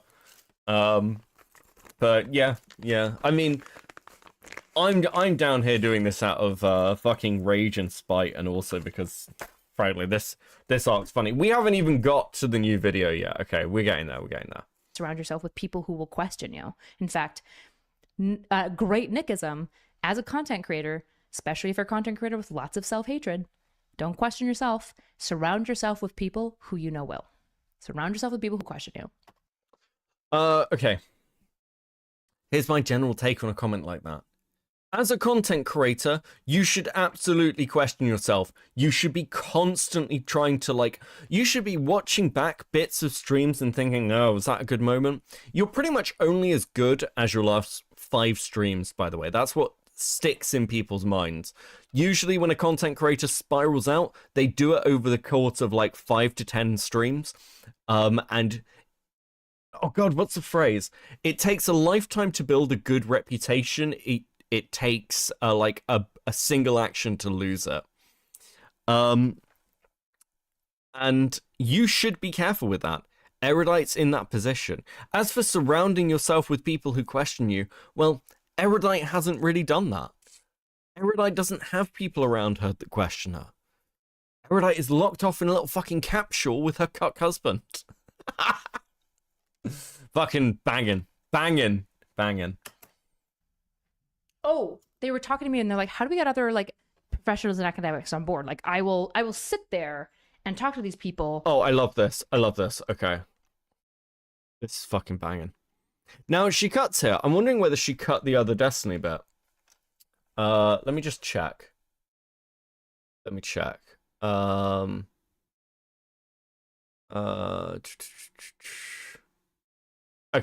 Okay, cool. Yeah, it's coming up. Kabato with the 5. I gotta go to work now. The short time I've been here has been interesting, and I have a new person to dislike. See you later, Becca. In a bit, buddy. Have fun. They're like professionals and academics on board. Like I will sit there and talk to these people, and they'll just be like, they just maintain their elitist position. They're just not willing. Like a lot of them weren't even willing to come to this meeting because they heard that alt media creators were here. They just like weren't, like, it's below them to talk to you guys. And my answer was pretty simple. They can get fucked. Like literally fuck them. If we like all band together, if we like keep on pushing and trying to do the right thing and like building up and supporting one another, we'll probably be successful and they'll get along for the bandwagon. Or the if you're right and the American democratic experiment is about to die, they'll be fucked just like the rest of us. So it won't really matter. And so I said, they can like literally tell them to get fucked. Well, don't tell them that, but just like leave them behind. Like leave them behind. And if they Gilded with fire. The problem with her is she's under the misguided belief that her mouth is useful for speaking. Jesus fucking Christ, bro.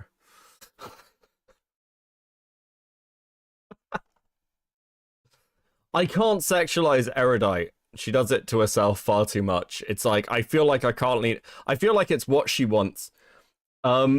This is a fascinating fucking statement because for years, people have been, whenever an academic is useful, whenever an academic is saying what you want them to say, people will fawn over that academic. This is true on the left and the right, by the way. If an academic agrees with you, if there's a study that agrees with you, watch people drag out the data. Watch people drag out that academic. Watch people put that academic on stage.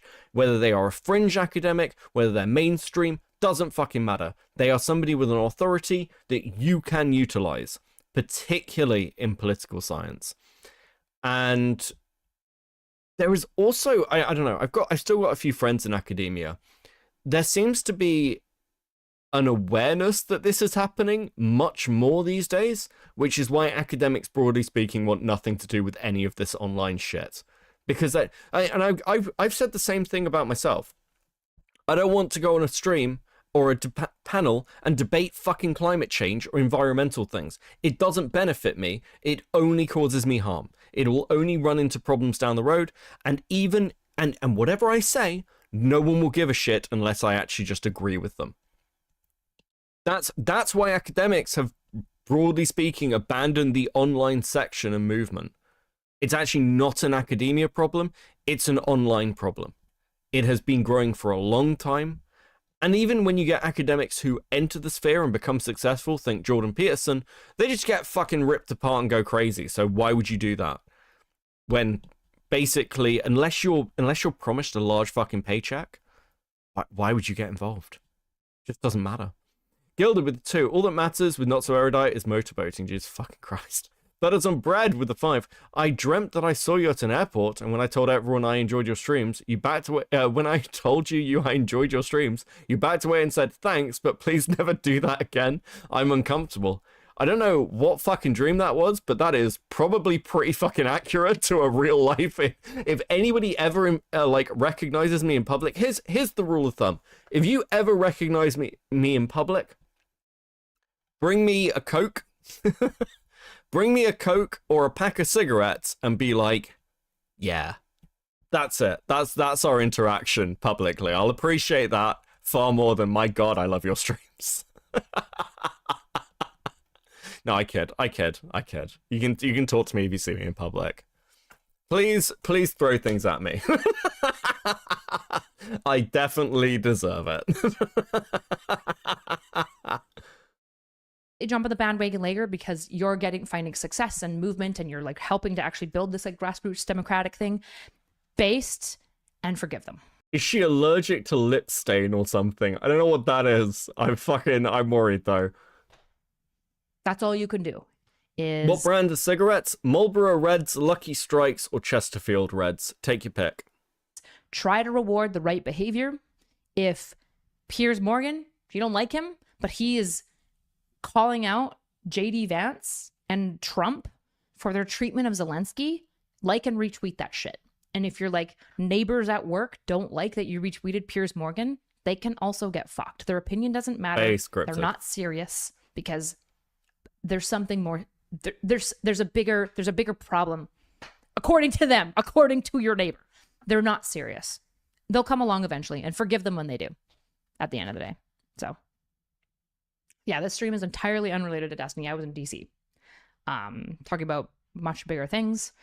Actually, I had somebody recently like ask me, just like asked me a question about like the Destiny situation. And I basically said, like, as far as like litigating this on in like a public way, I don't know if I can be made to like give a fuck about it anymore. Like there are just like bigger fish to fry. There are bigger fish to fry. Bigger fish to fry. I know many people.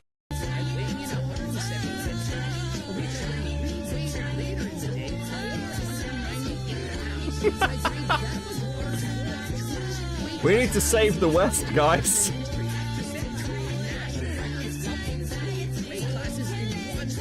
We need to save the West. Now watch this. Watch. I fucking love this. Just, okay. So she just said, like, I don't think I can be made to give a fuck about the Destiny situation. I don't think I can. And that's fine, by the way. Again, I've said pretty publicly multiple times now, I'm not covering the Ethan Hassan stuff. I don't want to litigate. For myself, I don't want to cover this publicly. But I am watching it. I'm watching it through Diorio. I think I've seen most of Diorio's VODs on this now, to try and keep myself in the loop, because I am interested. Now, from Erudite's side, what she's just said is, hey, this major thing people are criticizing me for, that I'm meant to be standing by, that, you know, I care about the victims, blah, blah, blah, blah. I've just said, I don't think I can be made to care about this publicly. I wonder whether that will last more than 90 seconds before she realizes that that's probably an incredibly fucking dumb thing to say. Space Station with 2, if you find 92 days as a Jew, harmful opinions, AI tweet, Jesus fucking Christ. Gilda with 2, if I see Beckett in public, I'm going to shout jar quotes. That would actually be very based. Yeah, there are just bigger fish to fry. I care about certain elements of it, but the reality is like, I'm sorry, there's like more important things. There are like men killing themselves at high rates and like literally chomping at the bit to like do political violence. I'm sorry, I don't know. I just don't care. I'm over it. Well, I do care. I care a lot.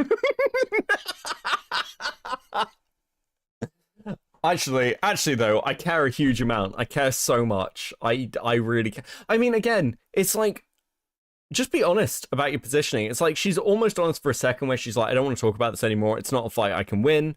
So I want to talk about big politics thing and try and, you know, deal with the fact that I have I have like no fucking money anymore. I want to deal with those things. And she's like, no, I care a lot. Look, I obviously care about covering Erudite, okay? Like, 90% of you in this chat right now do not give a fuck about my autistic obsession with Erudite, and I appreciate, once again, you keeping me company while I drag you down this fucking rabbit hole. I know what I'm doing. Just be honest about it. Just be fucking honest. And also, there are more important things. Can you speak on Pierre Poilievre? I haven't looked up much into Canadian politics in a while, so. Canada could shit on America easy? No, we cannot. No, because here's one thing that. Oh my fucking god. Okay. I watched this section, this bit here, like onwards, like what we've just seen. I actually saw through Queeman. Basically, what Erudite goes on to say is a huge amount of stuff about America's like military status and policy, in comparison to Canada and the EU. The points she makes are really fucking dumb, but this stream is already too much of me talking about political sciencey stuff. I don't want to do that anymore. Go and watch Queeman's coverage of this, because he actually gives a very, very good breakdown, a surprisingly good breakdown, frankly, from a drama streamer, of why, what Erudite is fucking talking about here in this next section about NATO, is just completely fucking ignorant to the reality. And I will literally just sit here and I've got a few points I think I would probably not disagree with him on, but like I've got a slightly different perspective on. But broadly speaking, I think Queeman's take on this is pretty fucking good. So if you care about it, go and watch his. Right. There is another Erudite video. There is another Erudite video that I want to watch. Okay, this came out 22 hours ago.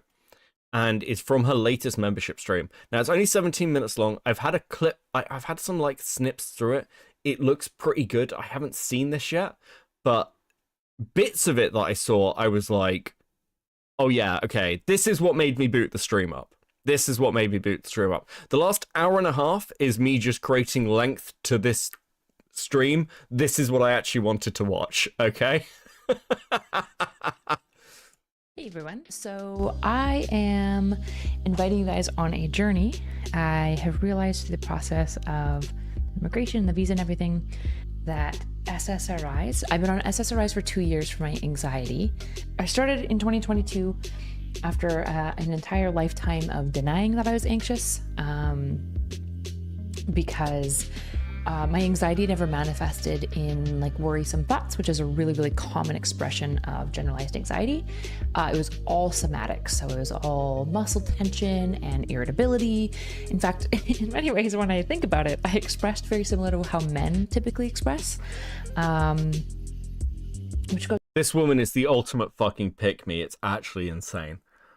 What is it with streamers being fucking medicated, by the way? I know that I've talked many times about what streaming does to a person, but I feel like the fact, like, again, I've just basically used the last week and a half to get off energy drinks, okay? I'm sat here right now with a fucking Iron Brew.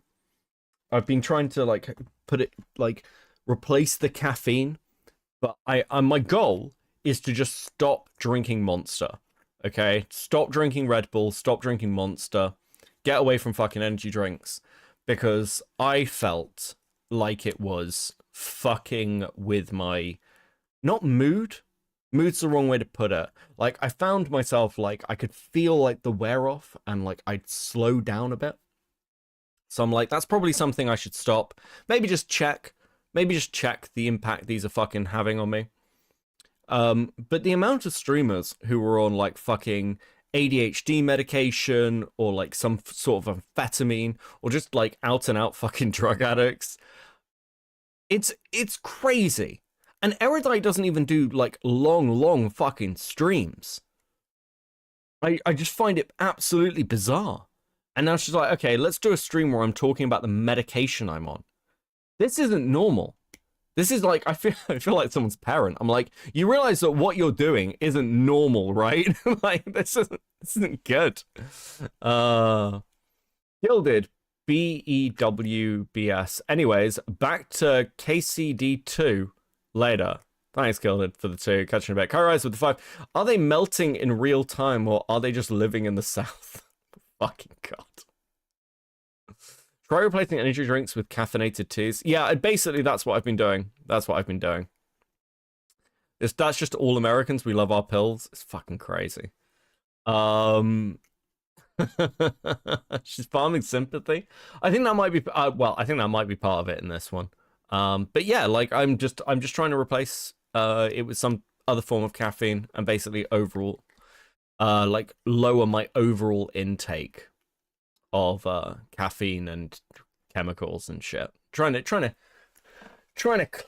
clean myself up a bit. Because yeah. I've been insomniac for ages as well, and it's probably got something to do with the massive amounts of energy drinks I consume. To show you the intersectional value of all research, not just medical research, where men are vastly underrepresented in studies of mood disorders, and women can express like men too. And I think I'm one of those. So my anxiety typically manifests in irritability, and kind of like a driven by a motor, but in a very negative way. It's more of like a driven by a giant zombie horde running behind me, except the only way to escape the zombie horde is to be productive at all times. And, you know, the productivity of the actual productive work is questionable at times. And it's kind of what some people talk about in kind of like pop psych land. I think it's a reasonable language to use, even though it's not diagnostic, which would be like functional anxiety. My anxiety makes me extremely good at school and work because it basically makes me a workaholic. I escape my anxiety through feeling productive and useful. And I can't take SSRIs anymore because they're making my brain fog horrible. And I was recently diagnosed with an autoimmune disorder, which will tie into this video in a little bit. But yeah, by Kelly Jean. I'm gonna move her over a little bit. Just try and center her. Like, what the fuck is this video?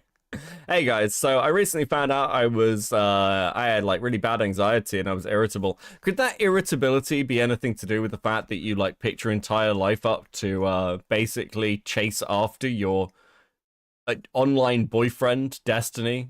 Like, could that have anything to do with it? I don't know. I don't fucking know. Workaholic, all she did in 2024 was tweet about potential Destiny guests. I mean, look, don't get me wrong. I get people who need to work all the time because I'm one of those fucking people. I work a full-time job. I basically run this channel as a second job. I am constantly doing something because if I stop, I start to go completely fucking crazy. I need to be busy. I do not deal well with I do not deal well with boredom, okay? So I get it. But there's this weird thing that's happened with the like people in the online landscape, like with denims and stuff, where they're like, this is the hardest job I've ever done. No, it's not. No, it's not. What are you talking about? No, it's not. It's nowhere fucking near it. No, like, this is how I come to unwind. How are you guys finding this so fucking stressful? You are literally talking into a microphone about shit online that probably, broadly speaking, doesn't fucking matter. I cannot think of a more chilled out way to spend my time. Also, Mally Malware in the chat. I'm like 30 minutes behind and I just heard Beckett exclaim in shock about eggs being $14. I forgot there was a time eggs weren't that price. Jesus fucking Christ. How you doing, Mally? How you doing, Mally? Guy Rise with 5. Beckett, fair warning. If you start sharing your medical problems with us, we will bully the heck out of you for doing that. True, as you fucking should. As you fucking should. Listen, I'm just pretty proud of myself for the cutting down energy drinks, okay? I'm just proud. It's a point of pride. Needed doing. It made me very unproductive for some of this week, but it needed doing. one of the symptoms of that is fatigue. And so with the SSRIs causing brain fog and the autoimmune disorder causing fatigue and my brain injury, it's just been... She fell off a horse. She fell off a horse. That's how she got a brain injury. Erudite's a horse girl. I don't know when this fucking brain injury happened. I only started to recently hear about this brain injury, which probably shows how much I didn't follow what the fuck Erudite was talking about. But yeah, like, I don't... Hey guys, let me fix men and talk to you about why the Democrat Party is, like, failing while talking about piss and shit and saying retard to politicians. By the way, I've got a brain injury. You don't say.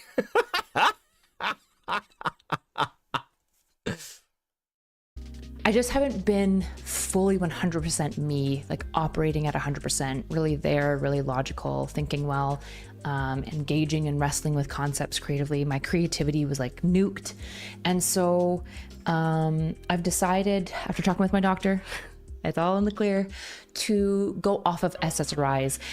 But unfortunately, that means that I have to figure out a way to manage this like deep set long-term anxiety without medication, which is really scary. I think my anxiety was a really big factor that led to a lot of Nick and I's marital issues. And so I'm pretty nervous. Dandy little prick changed that goal. I think Mally wants me to play the song. Guys, can we get 11 super chats? Can we get 11 super chats so that the song is played? Nervous. And I thought, I had this idea, and by I had this idea, I mean, Nick suggested something like this, and I was like, oh my gosh, I could do it in this way, and this way, and this way, and this way. And he was like, you should do that, and then just make content of it. So Because I have a psychometric background, I'm obviously very comfortable with data and psychological evaluation. Now, there's a lot of psychological evaluations that I'm trained on that I can administer to myself, like IQ tests and WIPSEs, but I don't think that they'd be interesting to include as a measure for this, but they're not necessarily relevant.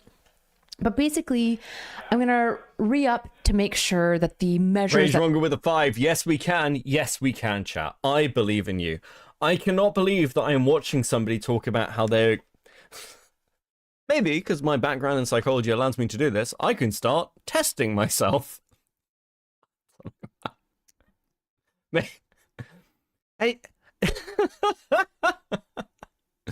You know, therapists have therapists, right? Like, as part of... I don't know if this is, like, a general thing, but most of my friends who, like, work professionally as therapists, that I've got, like, 2 or 3.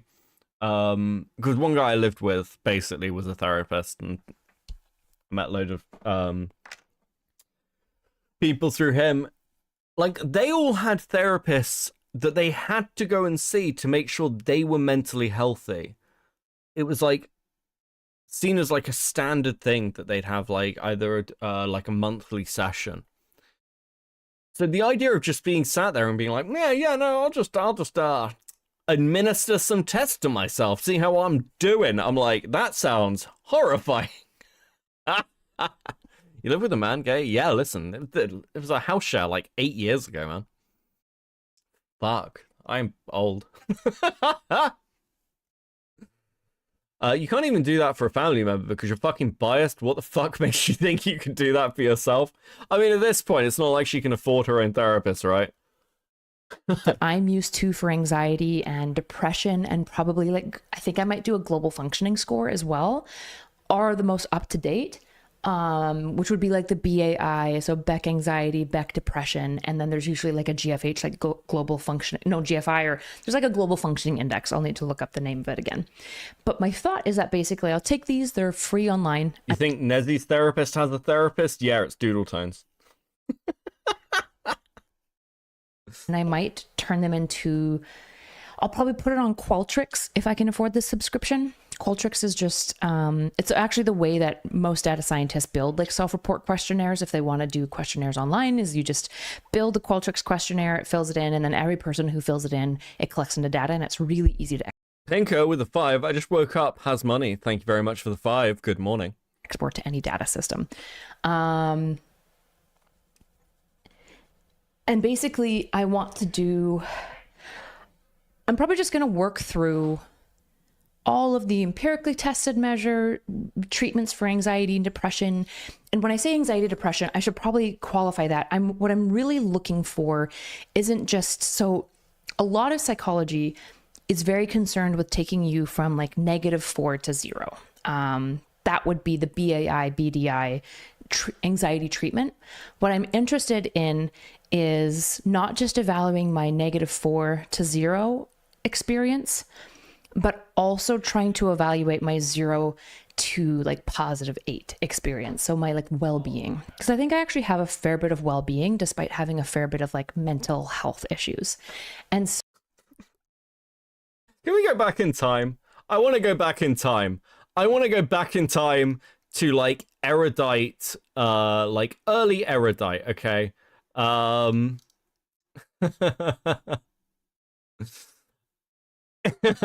Erudite meets Chud Logic. Call it quackery, but the few pieces of it that are valid, we say, no, that's good, but that's just medicine. It's disrespectful of the culture. Every time, if it works in randomized control trials, if a meta-analysis proves it works, there's something there. Look at the physical difference. There is a clear physical difference between these two people. Firstly, I mean, Chud's no longer a cartoon character, so I mean, that's nice. That's nice for him. I'd say, well, now becoming almost exclusively a cartoon character. Ayurveda, right? No, what I mean, but you're using it as an example. Am I using it? You're saying, no, because what you're doing is you're going, oh, well, you know, and you've talked about Ayurveda, and then you bring it over to acupuncture. And but again, yoga, again, is something where the benefits of it are massively overstated by the central overview of practice that it comes from. Which is like basically It's basically. Sorry, I don't want you to go off. Sorry, you're just kind of going off and no, can down I finish? the, actually, what I'm dusty saying? road. No. I'm going to bring it to an important point, if you don't mind. If you don't mind. If you can bring it to the important point, that's fine. Bring it to the important. Chud's avatar has more hair than Chud now. Jesus fucking Christ, guys. Point. Yep. And then we'll go from there. Okay, so the important point of this. Doshas, we've tested them, are absolute hogwash. I've mostly just found a Okay, wait. Sorry, listen, I'm gonna have to cut in here because you're fucking going off at 1,000,000 miles an hour with complete bullshit, okay? No, I'm not doing that at all. No, you are, because you've admitted that hasn't happened yet. I haven't admitted that. What is this fucking intro? She went from Taylor Swift to Evanescence. I said there is evidence for it. The problem is that I feel like it's biased evidence, and I would want further research to confirm it. But case studies are considered to be the most useless part of like medical. Okay, wait. Like, you know, Can you you never walk use a me case through? study. You need to prove to me. Can you walk me through the steps of hypothesis generation? Do you know them? Well, no, I don't know the steps of hypothesis Then generation. what? To be honest. No, I haven't been condescending to you at all. You've insinuated that I'm fucking racist earlier, which no, I let didn't. slide. I didn't insinuate. You asked me specifically about it, and I clearly said I don't think you're like racist. This with me. No, I'm not acting like act anything. like this with me. I'm not acting in any way. Remind me, sorry, what are your qualifications again? I am your expert. God, her voice is so hard. Like, fuck me. What is this setup? Of an institution, though, like, doesn't really matter. Like, it's meaningless, more or less. Well, I'm not saying it's meaningless. I just don't know if you can appeal to it in its totality when you're talking about like an individual actor as an outcome of that, or working for that institution. Fucking, and now we move on to... I'm very anxious, guys. My brain is breaking. I'm a broken... Like, I can feel myself nowadays not really wanting to debate as much, not want to talk about deep fucking topics. And, like, I don't want to do what other people are still kind of continuing, which is sort of like the political breakdowns and shit. Because I'm fucking tired, okay? And it's conversations like the one Chud's having with Erudite that are just exhausting. And it's exhausted everyone, by the way. Look at the fucking state of this woman.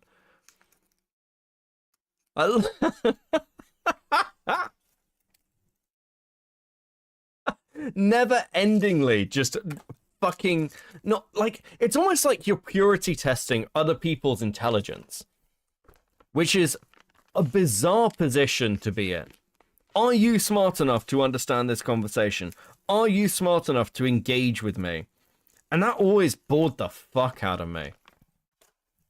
Even now, I don't want to sit here and preach to you guys about fucking politics. It doesn't matter. It doesn't matter. Do you know why? Because I'm a drama streamer, and most people are going to see... I reckon this stream... I'll make a prediction. The VOD of this stream is going to get maybe 2,000 views. Maybe 2,000 views. That's it. That's it. That is 2,000 people. And of those 2,000 people, maybe like 500 will watch 70% of it. Maybe. Who the fuck gives... Who cares what I have to say about politics? Which is completely correct as a position, by the way. And the same should be said about these people. Now, one of the things that I fucking almost have to cop to is I defended Erudite having not watched a lot of their fucking content. Because if I had, I probably wouldn't have defended them this much. I feel dumber. Now, depression made her hotter. You all can't appreciate a mess in a dress and it shows. That is a very typical Mally comment.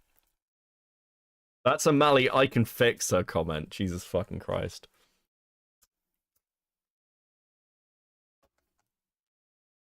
Drama slop is my break from politics and real world slop, as it fucking should be. It's my break too. So I'm gonna track it all for you guys. So I'm basically going to try to do 30 days of different methods, basically, that are recommended that improve anxiety and depression. And then I'm going to Rotting Brain with the 5. Have a good stream. I'll catch it. I'll catch the VOD after work. Based. Hope you're having a good evening, Rotting. Okay, so let me get this straight. Erudite, as content, is experimenting on herself. Am I getting this correct? Is that what we're doing?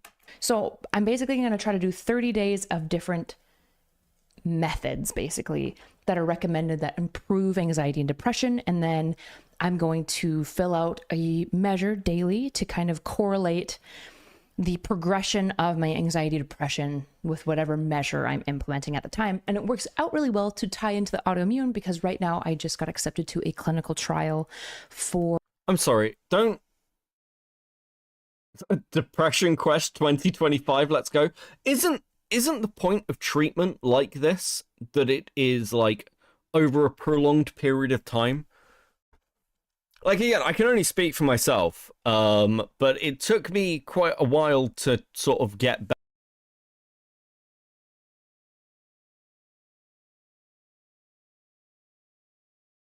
Is to like really fucking be like a person again. Like, and you're like, oh yeah, no, we're just gonna do this thing for like 30 days. What?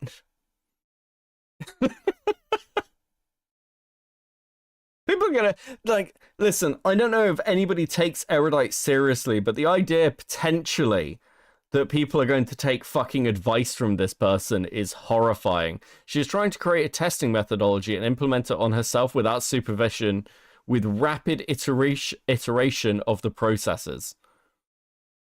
What?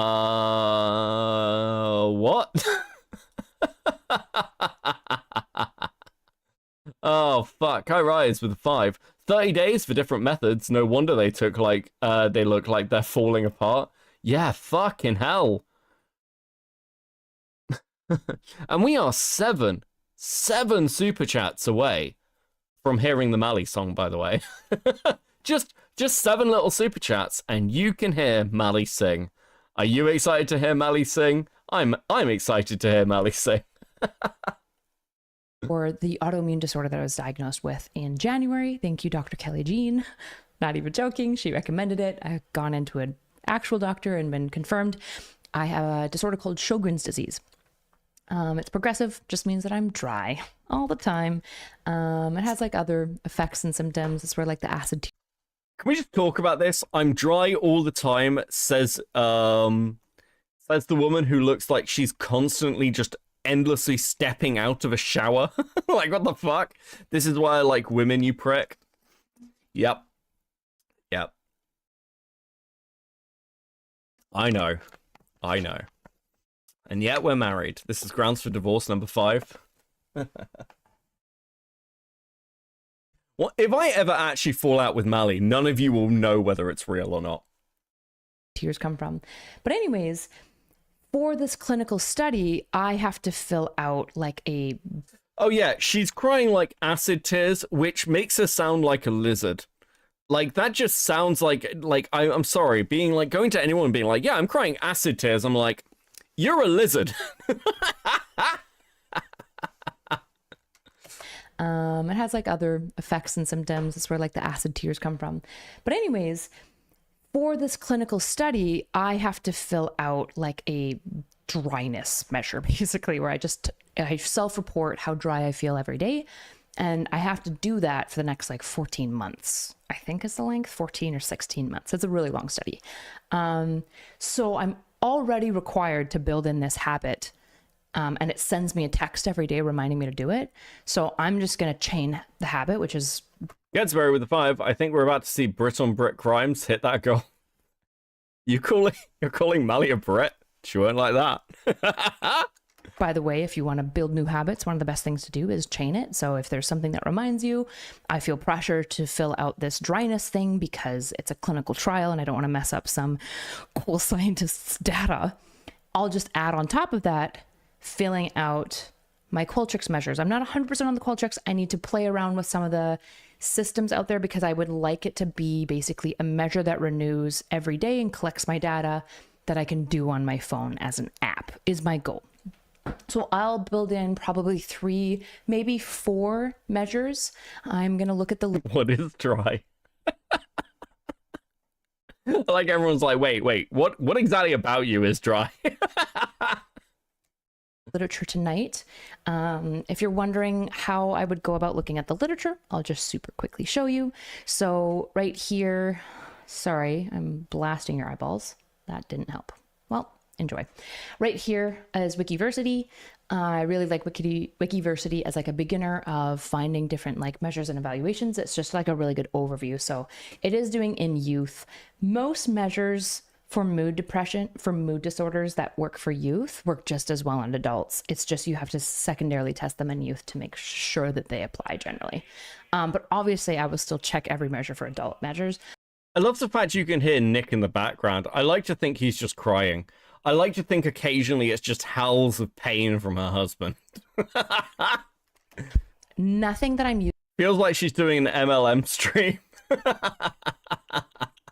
using as normalized. And when I say normalized, that all that means is that I would be comparing my own data to other people a lot like me. So it would be like other 31-year-old women, for example. None of these measures are normalized. The BAI, BDI isn't normalized. There's just kind of like clinical cutoffs and stuff to interpret the data. So they're really, really simple measures. There's nothing super crazy going on. But I want to basically correlate the time of treatment over time with the fluctuation in my anxiety and depression. I don't really have depression like regularly, although as a result of kind of this recent business drama and all of the like harassment and straight up like lies that have been spread about me, I've definitely... I think what's great is she's basically on the tomfoolery arc of going, well, you know, lots of people have been harassing me. People have been spreading lies about me.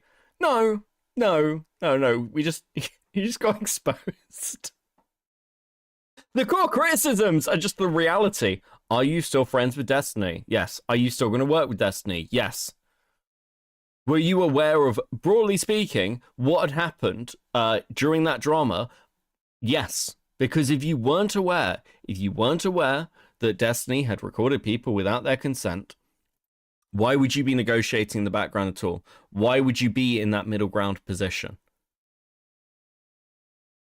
What would Destiny have to be sorry for? What would he have to rehabilitate? What is there to rehabilitate? What would he have to be remorseful for? You knew, you continued. That's the criticism. Now, I've said many times, I don't think that like Erudite should have to drop Destiny as a friend. I don't think that's reasonable. If certain of my friends did like a fucked thing, I'd be like, cool, well, I won't work with that person, but like whether that would end the friendship, depending on what it is another fucking question. But you continue to work, you will continue to work with him. That's the core criticism, and that's just true. That's just the truth. You can spin it any way you fucking like, but that's the truth. And I maintain that the reason for that is because the Erudite is in love with Destiny. I maintain that position. I think that the body language and the physical way that she is with him speak to that. Now, again, I'm not a psychologist. Maybe Erudite should do a study on herself over whether she is in love with Destiny. I'd watch the shit out of that fucking content. Go and analyze your own body language with him. You fucking tell me. Been experiencing some episodic depression, and so I figured I may as well throw that in the lump. And then, yeah, I want to do probably a couple of positive psych. Those are the ones that I need to look a lot more into because positive psych is a new field that started in like the 1990s. And so I'm way less familiar with positive psychology self-reports because it's a newer industry. And the reality is that as a psychometrist, almost all of the work that I do is looking at. Already stated the plan to reintegrate him. Yeah. Yeah.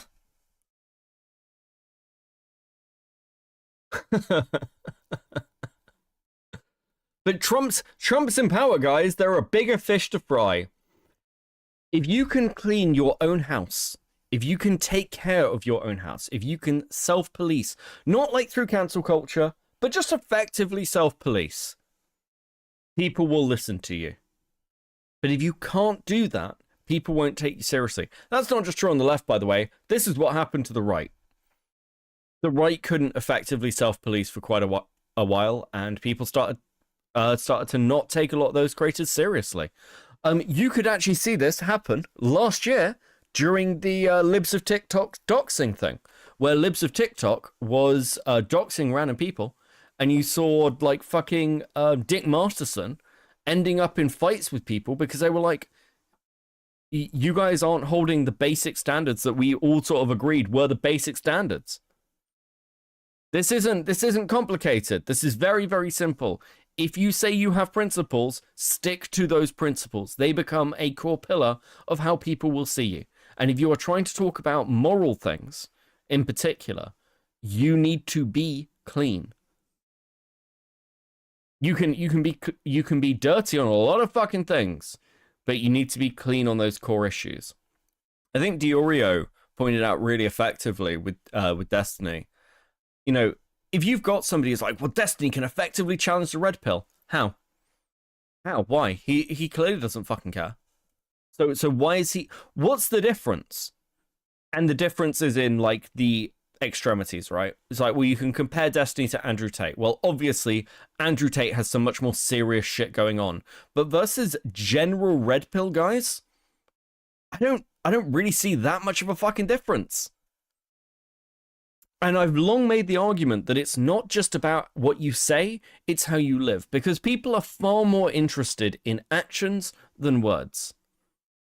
At least in the long term. If you can talk a good game, that's great. If you can't follow it up, you are fucking worthless. You're just worthless. At like disorders, so it's looking at the 0 to -4. So we're just like less concerned with like generalized well-being.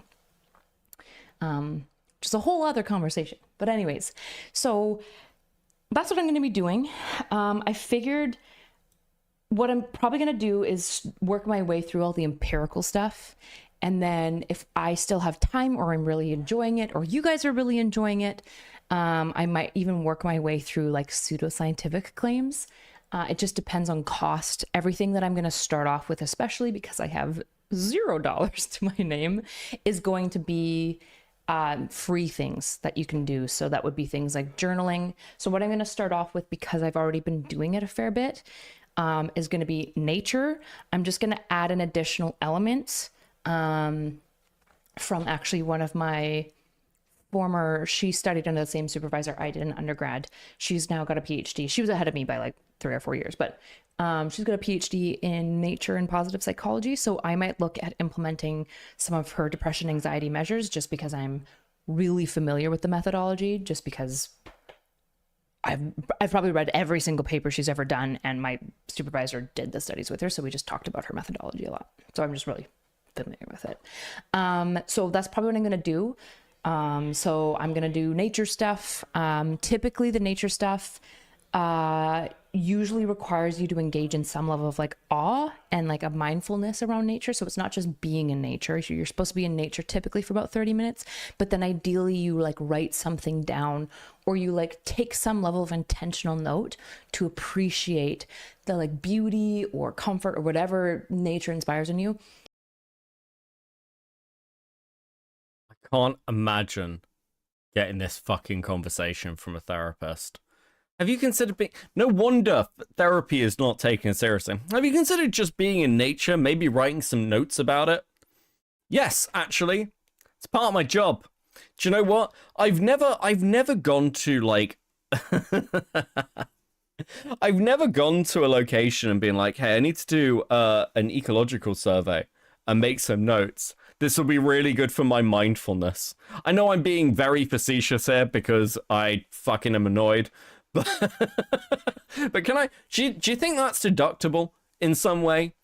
Like, like a client can like charge me back for, I know you did a site observation, but also you got mindfulness out of it. So we we want a discount.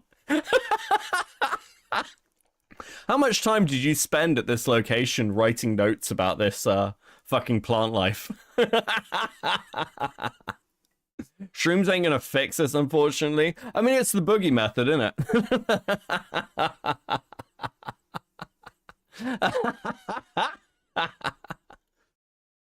You intentionally engage with that in the 30 minutes while you're spending time in nature. So because I do horse chores every single day, I'm in nature every day for a minimum of an hour.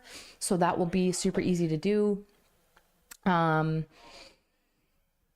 it's raining. But even if it's raining, you're still supposed to do it, even if you just sit on your porch. So that'll be the tricky thing, especially I should definitely do the nature first because it's going to be rainy season here in Florida somewhat soon. So I can kind of dodge like a daily deluge of misery. So yeah, that's what She's all over the goddamn place. I've never, like, streamers when they're crashing out occasionally hit like a wonderful point, and I'd posit my hypothesis. I'm such a cock. My hypothesis is that Erudite is at the very particular point in her YouTubing creator career where she is using her platform not as a way to make money, not as a way to build a reputation or anything else. That has all passed her by. She's at the point where she is essentially dumping to her audience. And again, lots of people go through this when their career is dying. And it's talking about like the stuff that's going on in your real life as almost part of the content. Now this is a terrible fucking idea for a couple of reasons. Firstly, for a lot of the audience, it's an incredibly alienating experience. For some, if their parasociality with you is high enough, it can be quite good. It can reinforce that, oh, she's talking to me directly, right? You know, there are people who I imagine have built like a parasocial relationship with me to the point where like I could probably have a conversation like this and they'd be like, oh, well, Beckett is like somebody who I see regularly. We've got a friendship kind of thing going. I hope that isn't many of you. I hope that's like at best like 2 or 3 of you, okay? Sorry, not at best, at worst. But there are people that work for, but the vast majority of people, it's alienating. They're not there to hear about your problems. They're there to engage in whatever content they started watching you for, which for Erudite is this intellectual psychology shit, but it's also from the position of an expert, not somebody who is literally at the point where they're crashing out to the level of self-diagnoses, which is fucking wild. But the other reason it's a really bad idea is because, especially when you're in a drama, which often goes hand in hand with the crash out period, not always though, some people's channels just quietly die.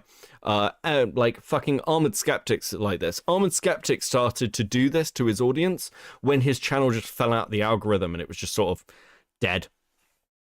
The reason it's bad is if you're being covered during a drama, is the general rule of thumb is this, and I said this when we watched the other stream and she mentioned her she alluded to the fact she can't have children, and I made like a quick joke about it. And Queen was in chat and was like, that's very insensitive. And my general rule of thumb is this. If you have brought something to the public position, if you've made content out of it, you've opened the door to it. And if people want to make jokes about it, however cruel, however mean that may seem, it, in my opinion, is fair game. Now, I'm jaded because parts of my private life have essentially been turned into content over the last few years. And I've always viewed that as fair game. So this is a position I hold for myself.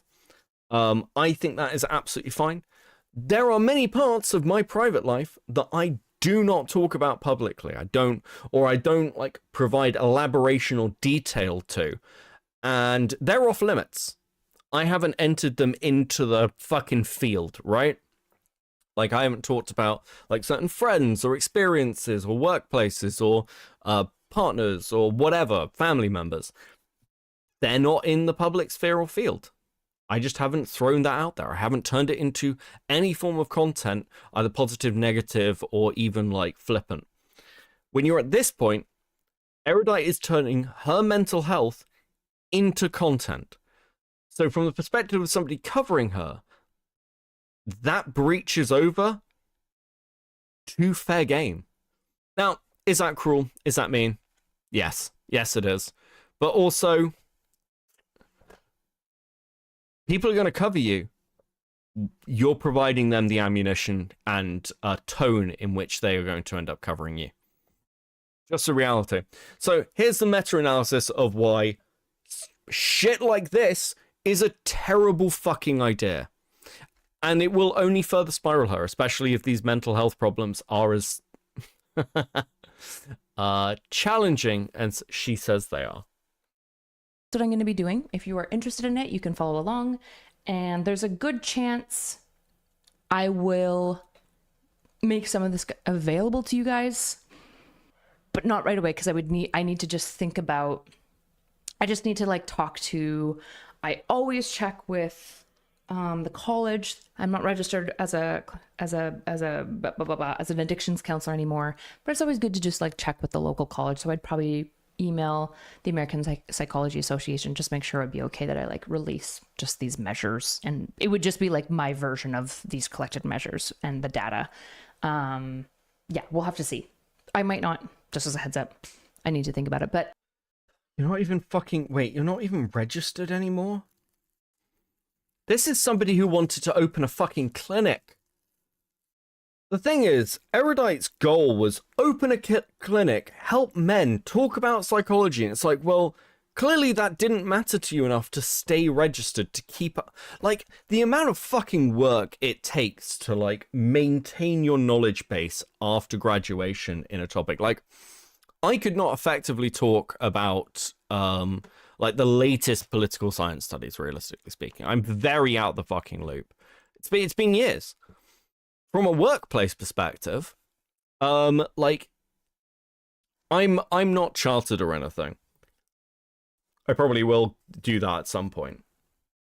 But if you're chartered in general fields, again, there's some variation for this, but generally you're reviewed every year, and your goal is you are meant to be up to date on fucking everything.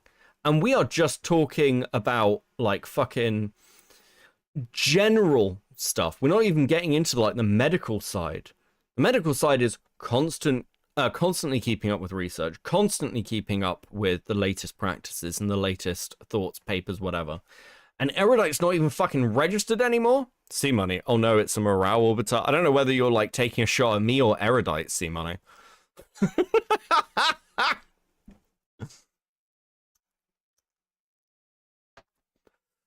Apparently Erudite likes morale. I think that's very funny. I think that's very fucking funny. I mean, like, again, yeah, she wants to open this clinic to help, like, addictions and, like young addicted men, I think it is. Hope don't follow Notsoerudite down the morale orbit, down the morale orbiter. Jesus Christ. Yeah, no, don't worry. I'm just here to farm the content from someone I dislike. Okay. It's all good.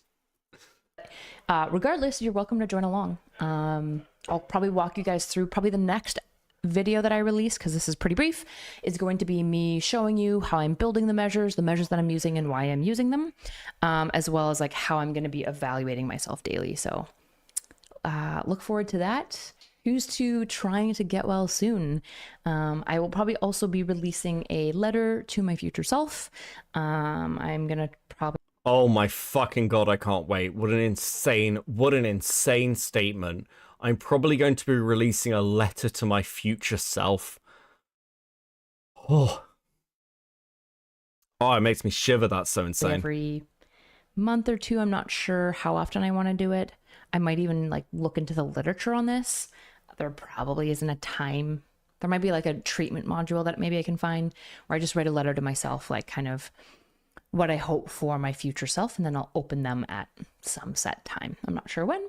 And yeah, I hope you guys enjoy the journey, and if you don't, hopefully I do. This is just peak lolcow behavior, isn't it? Yep. Yeah, this is an, like, in the same way tomfoolery is fascinating to me, because it's somebody who you kind of get to watch go through the stages of the lolcow spiral. Erudite is just starting to tumble over the edge, and it's a special time. It's a magical time for a content creator. It's kind of like for VTubers, it's like the graduation period. This is what Erudite is going through now, and it's then it's not a letter to a future self, it's content. Fucking hell. I suppose. Just so it's clear, while this is like scientific in nature, this is obviously not going to be like a super, super high quality empirical study because it has an N size of 1. I have a whole bunch of confounding factors that would impact the treatments, which is that I have a progressive autoimmune disorder. I'm 31 and a woman, and I'm already previously established a very, very physically active person. So even though these correlates, these like confounding factors are oftentimes not accounted for in a lot of anxiety treatments, it's just something to be aware of that like if I go through an experience and I find one thing really helpful and then you try it and you don't, that's totally normal.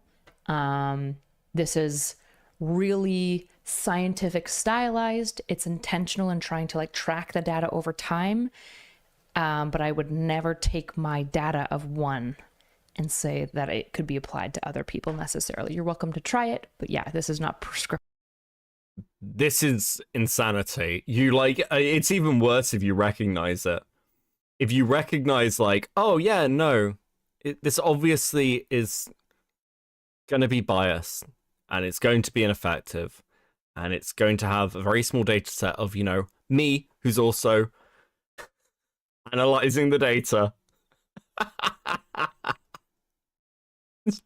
Just stop, please. Prescriptive in any way, shape, or form. You might be wondering, what are the treatments that I'm thinking of like employing immediately? So I'm going to do a month of just like pure nature stuff. What I need to think about is so like the nature stuff, I can remove the awe. I can't really remove feeding my horses. They have to be fed every day.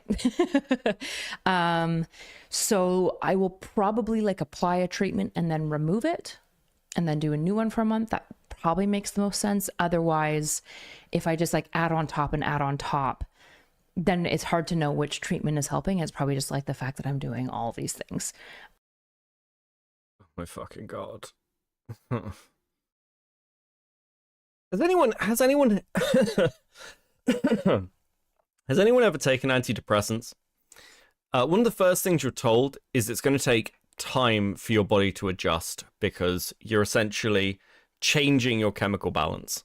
So with antidepressants, for example, it can often get worse before it gets better. And when you're talking about treatments for mental health issues, people talk about them in the weirdest fucking way ever. And I don't know why. And again, I'm not a medical professional. I don't have any fucking idea.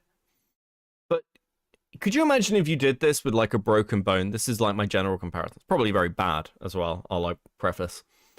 But it's like, so my arm broke and I don't really know what to do about it, but I've heard that there are multiple like treatments that we can try. So for like a couple of weeks, I'm going to put a cast on it, then I'll remove the cast and then I'll put it in a splint, and then maybe I'll go and get some like fucking like, I'll go to a chiropractor and get them to try and like snap it back together. It's like, just try something for a while and let it heal and talk to a medical professional who's unbiased in your position because they're there to treat you. It's also, there's a wonderful irony of this because we keep hearing out of the fucking Democrat side, well, you know, the economy that we're dealing with is actually like the fallout from the Trump economy, and then it'll be the fallout from the Biden economy. And it's like, well, you know that these things take time to like have effects, like to propagate in their impact. And it's like, you know that about politics. Why are you treating your mental health differently as content? What am I meant to do with this? This is fucking insane. And I think it'd be more interesting to see like how each one kind of impacts my mood month by month. So I'm going to start with the nature. An obvious next one will be some form of like a CBT style journal. I'm Oh, gonna God. look and kind of see what's out there, what I like the most, because it's been a few years since I've looked at the literature. So I'll probably do a CBT style journal after that. I'll probably do ice baths. That's like that one might be later. But some form of like mindfulness meditation practice where all I'm doing is like a mindful meditation. I might do a couple of different variations as well. So for example, yeah, there's just a lot of different styles of mindfulness meditation, and I'm gonna actually probably try out a couple of different modules of it. And then I guess we'll see. I'm gonna just kind of look in the literature and see what Hydro Dancer with the 5. Becky, you joke, but I recently broke a bone and someone gave me a similar advice. Jesus fucking Christ. out there. I might even look at like cardio. I do very, very little cardio myself. So I'm curious to see if 30 days of cardio would change my anxiety. So we'll just look, see what's kind of empirically supported, and I'm going to test it out. And then after that, if we're still having fun with it, I might try some more alternative medicine treatments as well and see what the effects would be, at least for me personally. I'm very, very curious. Spends their entire time talking about scientific data. It's like, I'm depressed, so let's try out alternate therapies on myself. Can't see how this is going to go wrong. Ice bathing would be more in that direction. I think there's some literature that's coming out about ice. Her husband is a personal trainer and she hasn't tried cardio yet. Did she say she's going to do fucking ice bathing? Ice bathing and anxiety. But yeah, that's going to be the plan. I know a lot of you have probably been waiting on my Finding Feminism series. I would like to continue it. Yeah, it's not been lost on me. I just it's been tough. So anyways, I'm going to do that for a little while. As always, big hugs, big kisses. Think well. Oh, and if you like my content, subscribe. Okay, I lost like 400 subs because of like people lying about me, so let's try to. Bro, she's at 49.4k. Can we just be honest? If you're at 49.4k and you're getting like fucking what are views like? 8k, 9k, 20k, and this is all like shit like we all hate watched, by the way. And then it's down to like she's getting like 2k, 3k, 6k, there's a 3k over here. That's the trick, Beckett. It's not their fault as long as they keep moving forward and trying new things to get rid of her issues. Yeah, Jesus. Like, your subs mean nothing if they're dead subs. If you're getting less views than me, then what's the difference in what difference does our subscriber count make? Why should anybody pay any more attention to you than someone like me? And I should be clear, I am a glub shitto, okay? Fucking no one. And once again, maybe 2,000 people will watch this stream. Maybe we'll get 2,000 views. But generally speaking, compared to like if I do ACC content where it's like 10, 12, 20, 30k views, jar video, like nearly 200k now, like it's nothing. Nobody cares. Nobody other than me cares about Erudite, okay? That's it. It's me. I am Erudite's strongest soldier. Build that back, and if you like my content, share it with a friend. Leave a comment. Tell me about the last time you ate green beans and how you cooked them to make them delectable. I personally like my green beans a little crunchy. What's it called? Yen with the 5. She's losing subs because she offers hugs and kisses and not stickers and another goal. So true. Amateur hour over here from Erudite. Not sous vide. Blanch. I blanch my green beans, and then afterwards I throw them in the pan with some butter and garlic. Fry those up, put a little bit of crushed red pepper. It's my favorite way, personally. I feel like I'm having a fucking, like, aneurysm, because, like, I definitely heard her say something when I first saw this. And it's...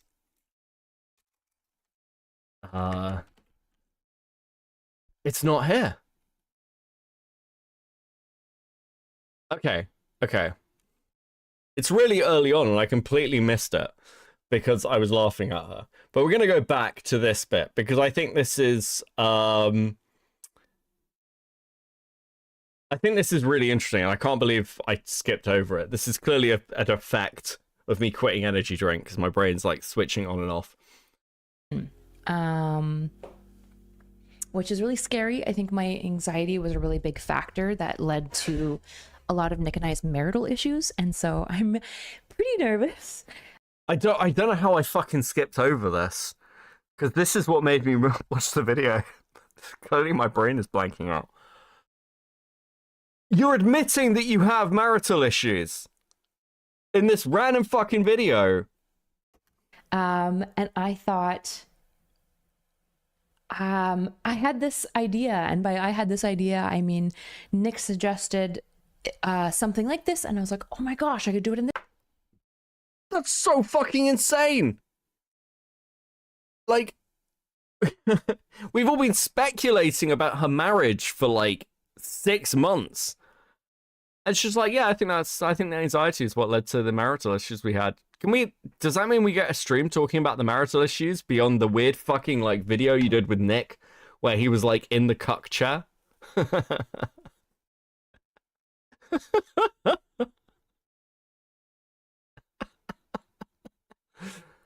Oh my god. Oh, what the fuck? I haven't seen this yet.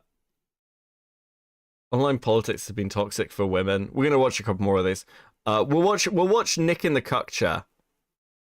You basically took up the mantle. For those who don't know, Nick basically like cooked, cleaned. He was like the master of the house. He did everything in the house. He cooked for me, cleaned the whole house, did all the chores. You're admitting that you had marital problems, and one of the first things you do, like 2 months ago, is drag Nick onto a stream where to make it look like the marriage is fine.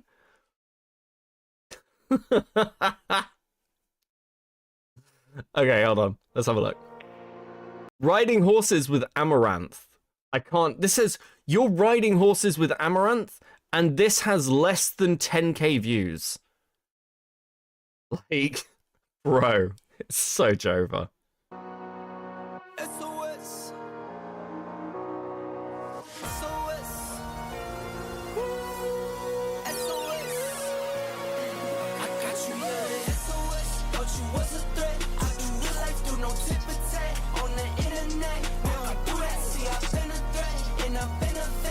Okay, fuck this. Oh my god, the intro's like minutes. This is like a fucking stream intro. I'm Notsoerudite, or Kyla, and I do like politics and social commentary on YouTube, Kick, and Twitch when I rarely stream. How often do you get out to ride? Depends on the year and the season. Not as much as I'd like to, but they are young, so in my mind, I'm like, it's okay. You got plenty of I've got time. Yeah. And honestly, by the time like you have them wherever you like settle with them, they're gonna be so easy to just hop on. Anybody can ride. Yeah. Are you showing them at all? Let's talk about networking. Let's talk about networking and clout culture, okay? Boys and girls. Networking and clout culture. Networking and clout culture is really fucking weird. People, especially when they're starting out, have this impression that you can work with bigger creators and that will provide you an audience. But the question is monopolization. If you collab with people and that does not translate into wider viewership, and like videos like this, you're on with fucking Amaranth talking about horses and no one gives a shit, your network essentially doesn't fucking matter. Because there will be many, many people who will know, at least by reputation, or they'll know the name, not Mally Malware, because I'm reading a fucking name on chat, Notsoerudite. Many people also know Mally Malware, but if you can't monopolize that into an audience for yourself, it's fucking meaningless. It is completely fucking pointless. Okay? If you can't leverage that into like either a monetary gain if it's your fucking job, or if it's Vosh drooling over the horse. Jesus fucking Christ, waifu. It's meaningless. And Erudite's problem, and this is not just true of Erudite, it's true of a lot of fucking creators, lies in the fact that she can get all these sort of networked connections, talk to all these people, but it doesn't translate into anything. Maybe subscribe. Maybe somebody will press the button and subscribe. But if that doesn't translate into viewership, meaningless. Meaningless. What are the comments like? The normal kind of video? What creates horse girlism? Jesus fucking Christ. Is there anything interesting in this fucking video? It's like 40 minutes long. Do you bring waters with you? Nice. Sick. Kieran? Too long? Too short? We just made them uneven to see which one would work. And we're living to regret that choice. I didn't lock it in yet. Animals can sense when a person is bad. What people need to understand about horses is that all horses, generally speaking, are evil. I love horses. I grew up riding horses. Love a horse. Come from a long line of horse breeders. Horses are evil. And anybody who tells you anything different is lying to you. There was a horse where I used to stable my horse. There was a horse who hated men. She hated men. And what she'd do is she'd look very, like, calm and very, like, oh, do you have, like, a polo or a sugar lump or something? Why don't you come and say hello? I'm a very friendly horse. And then the minute you got close enough, she would pin her ears back and try and bite you. Immediately. She fucking hated men. And it wasn't passive, okay? It was very much, I hate you and I want to hurt you. My horse was really smart. She used to listen to electric fences to see if they were on, and if they weren't, she'd just kick them over and go and eat the, like, good grass. Oh, I miss that horse. She was a lot of fun. Horses are evil, full of personality, and depending on, like, what, like, and breeds, like, differ hugely as well. Like, Irish horses are very willful and will largely tell you to go and get fucked. German horses will do exactly what you tell them to, and for that reason are actually incredibly dangerous to ride. The amount of people I know who have been, like, injured riding German horses is wild, because they'll be riding a German horse and they'll be like, I want to jump this thing, and behind it will be a ditch or a river or, like, a road or some shit, and the horse will just be like, yeah, sure, you tell me to jump over the thing, I'll tell you to jump over the thing. And then they end up in a river or a ditch and they end up injured. Irish horses, you tell them to jump over something and they look over it and they go, I'm not doing that, mate. You're fucking mental. You can fuck right off. Anyway, there's Beckett's horse talk. Kai Rides with the 5. I don't want to talk about networking. I want to hear Beckett criticize their bad horse handling. They might have, through this video, also 2 left to song. So fucking true. I don't listen. I feel bad because, like, these just feel like good boys. Did he get lunch today? Is he just antsy? He was running earlier. You weirdo. Yeah, he's just being rude. Oh, you're one of those. Walking As off long as I've wherever got he wants to contact, you're confident, guys. What audience is this for? What audience is this fucking video for? Who wants to see Amaranth ride a horse? Okay, right, okay. Why is it important to you? Online politics has been toxic for women. Oh, this stream was amazing. This stream was incredible. This was one of the best Wix streams in ages. Because, okay, so Wix on this stream with these chicks, I think it's this one. I think it's this one here. She's like, looks edgy, but cannot fucking take it. So she ends up leaving at one point and coming back, and she's clearly been crying a bit. Fuck, I can't believe that they put this in. Okay, we're not gonna watch that though. We're not gonna watch that. Maybe another day. Ponies are always worse. They're born little haters. True. True. Lamtita with a 5. This is why I have geese instead. They hate everyone, so there's no false sense of camaraderie. Now there's only one super chat left. Only one super chat until the Mally Malware singing Bonanza. I'm excited. I love a good Mally Malware singing Bonanza, okay? I enjoy that. What else have we got? Okay. Iron fights with hardest time of my life. What was the content like a couple of months ago? San gets the boot. That's interesting. Yeah,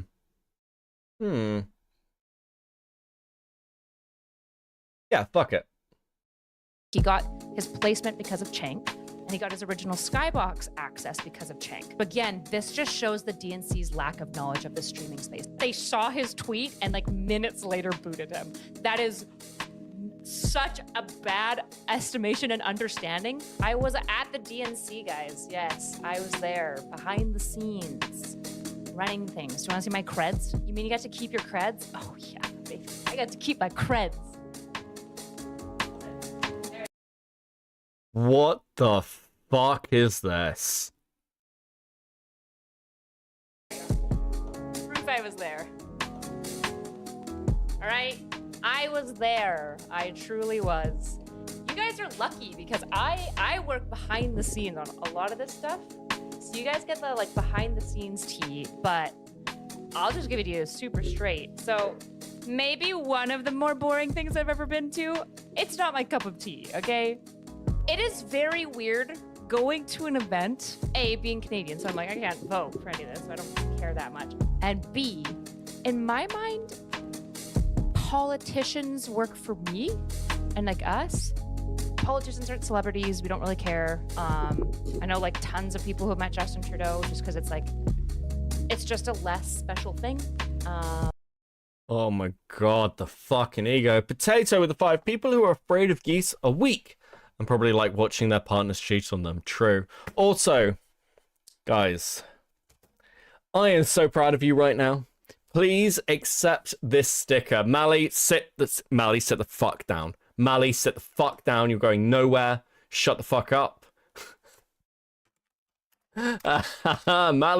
Mally going fucking nowhere. Mally streamed recently. It was really good. I had a lot of fun in that stream.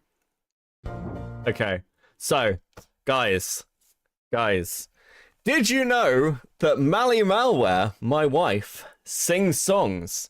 Is that a thing that you're aware of? Mally Malware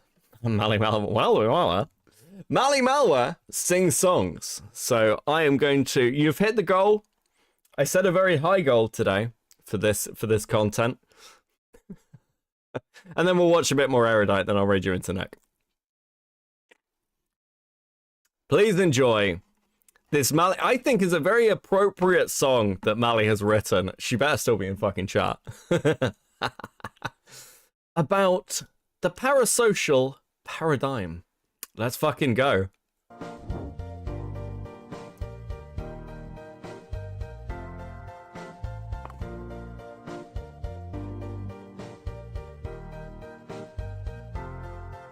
Oh, darling, I love you. I love you more than words can say.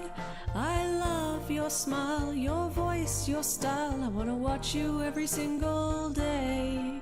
Oh, darling, I need you. I need you, my world is grey.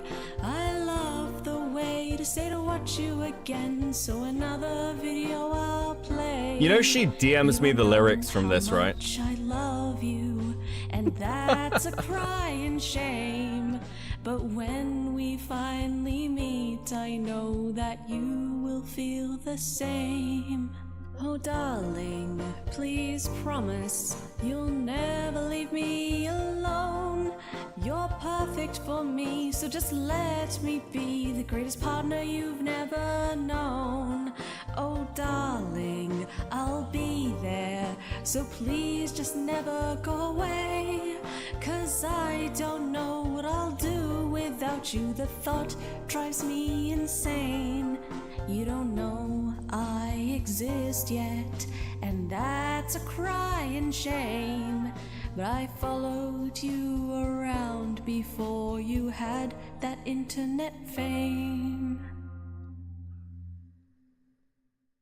Oh darling, please look my way. Would you see me if I gave you everything? Oh darling, we'll meet in real life one day, and that will be the day our lives will change. La-di-da-da-da. Oh darling, I've been here since you first started your career. Fell in love with the pixels that made up your giggles. It's music to my ear. Oh darling, don't worry, I'd never hurt you one bit. Got me feeling so blue at everything you do. Why don't you just commit? You didn't respond to my messages, and that's a crying shame. I know you're just teasing, it's a perfect little game.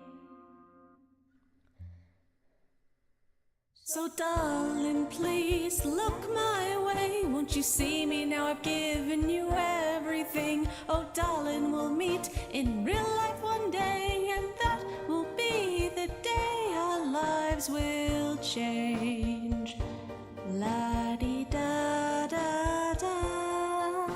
There's nothing wrong with me.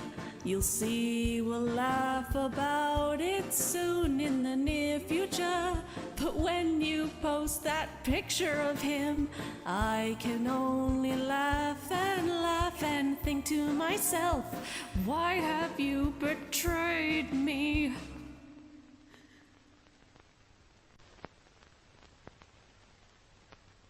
You've ignored me for the last time, and it's a crying shame. You've caused this, it's all your fault. I'm not the one to blame. Oh darling, you'll finally look my way, and you'll see that you've taken everything. Oh nothing, no nothing will get in my way, because it's my right to get your love. You're the one I've been dreaming of. Oh my darling, please rest easy. My love for you transcends the screen.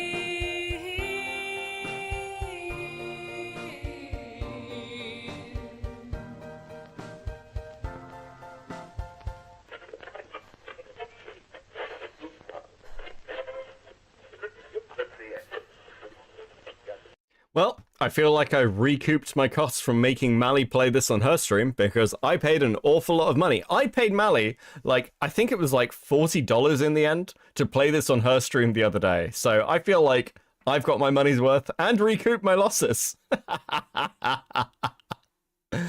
This was so worth it. I like High Rider's comment. This is Erudite talking years ago, talking to Destiny. Oh, fuck me. Oh. Based. I'm going to use that as a stream intro over time.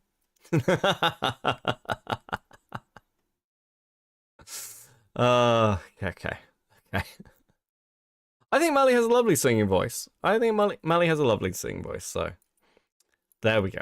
I think it's cool if people make meme songs. It's nice. It's nice.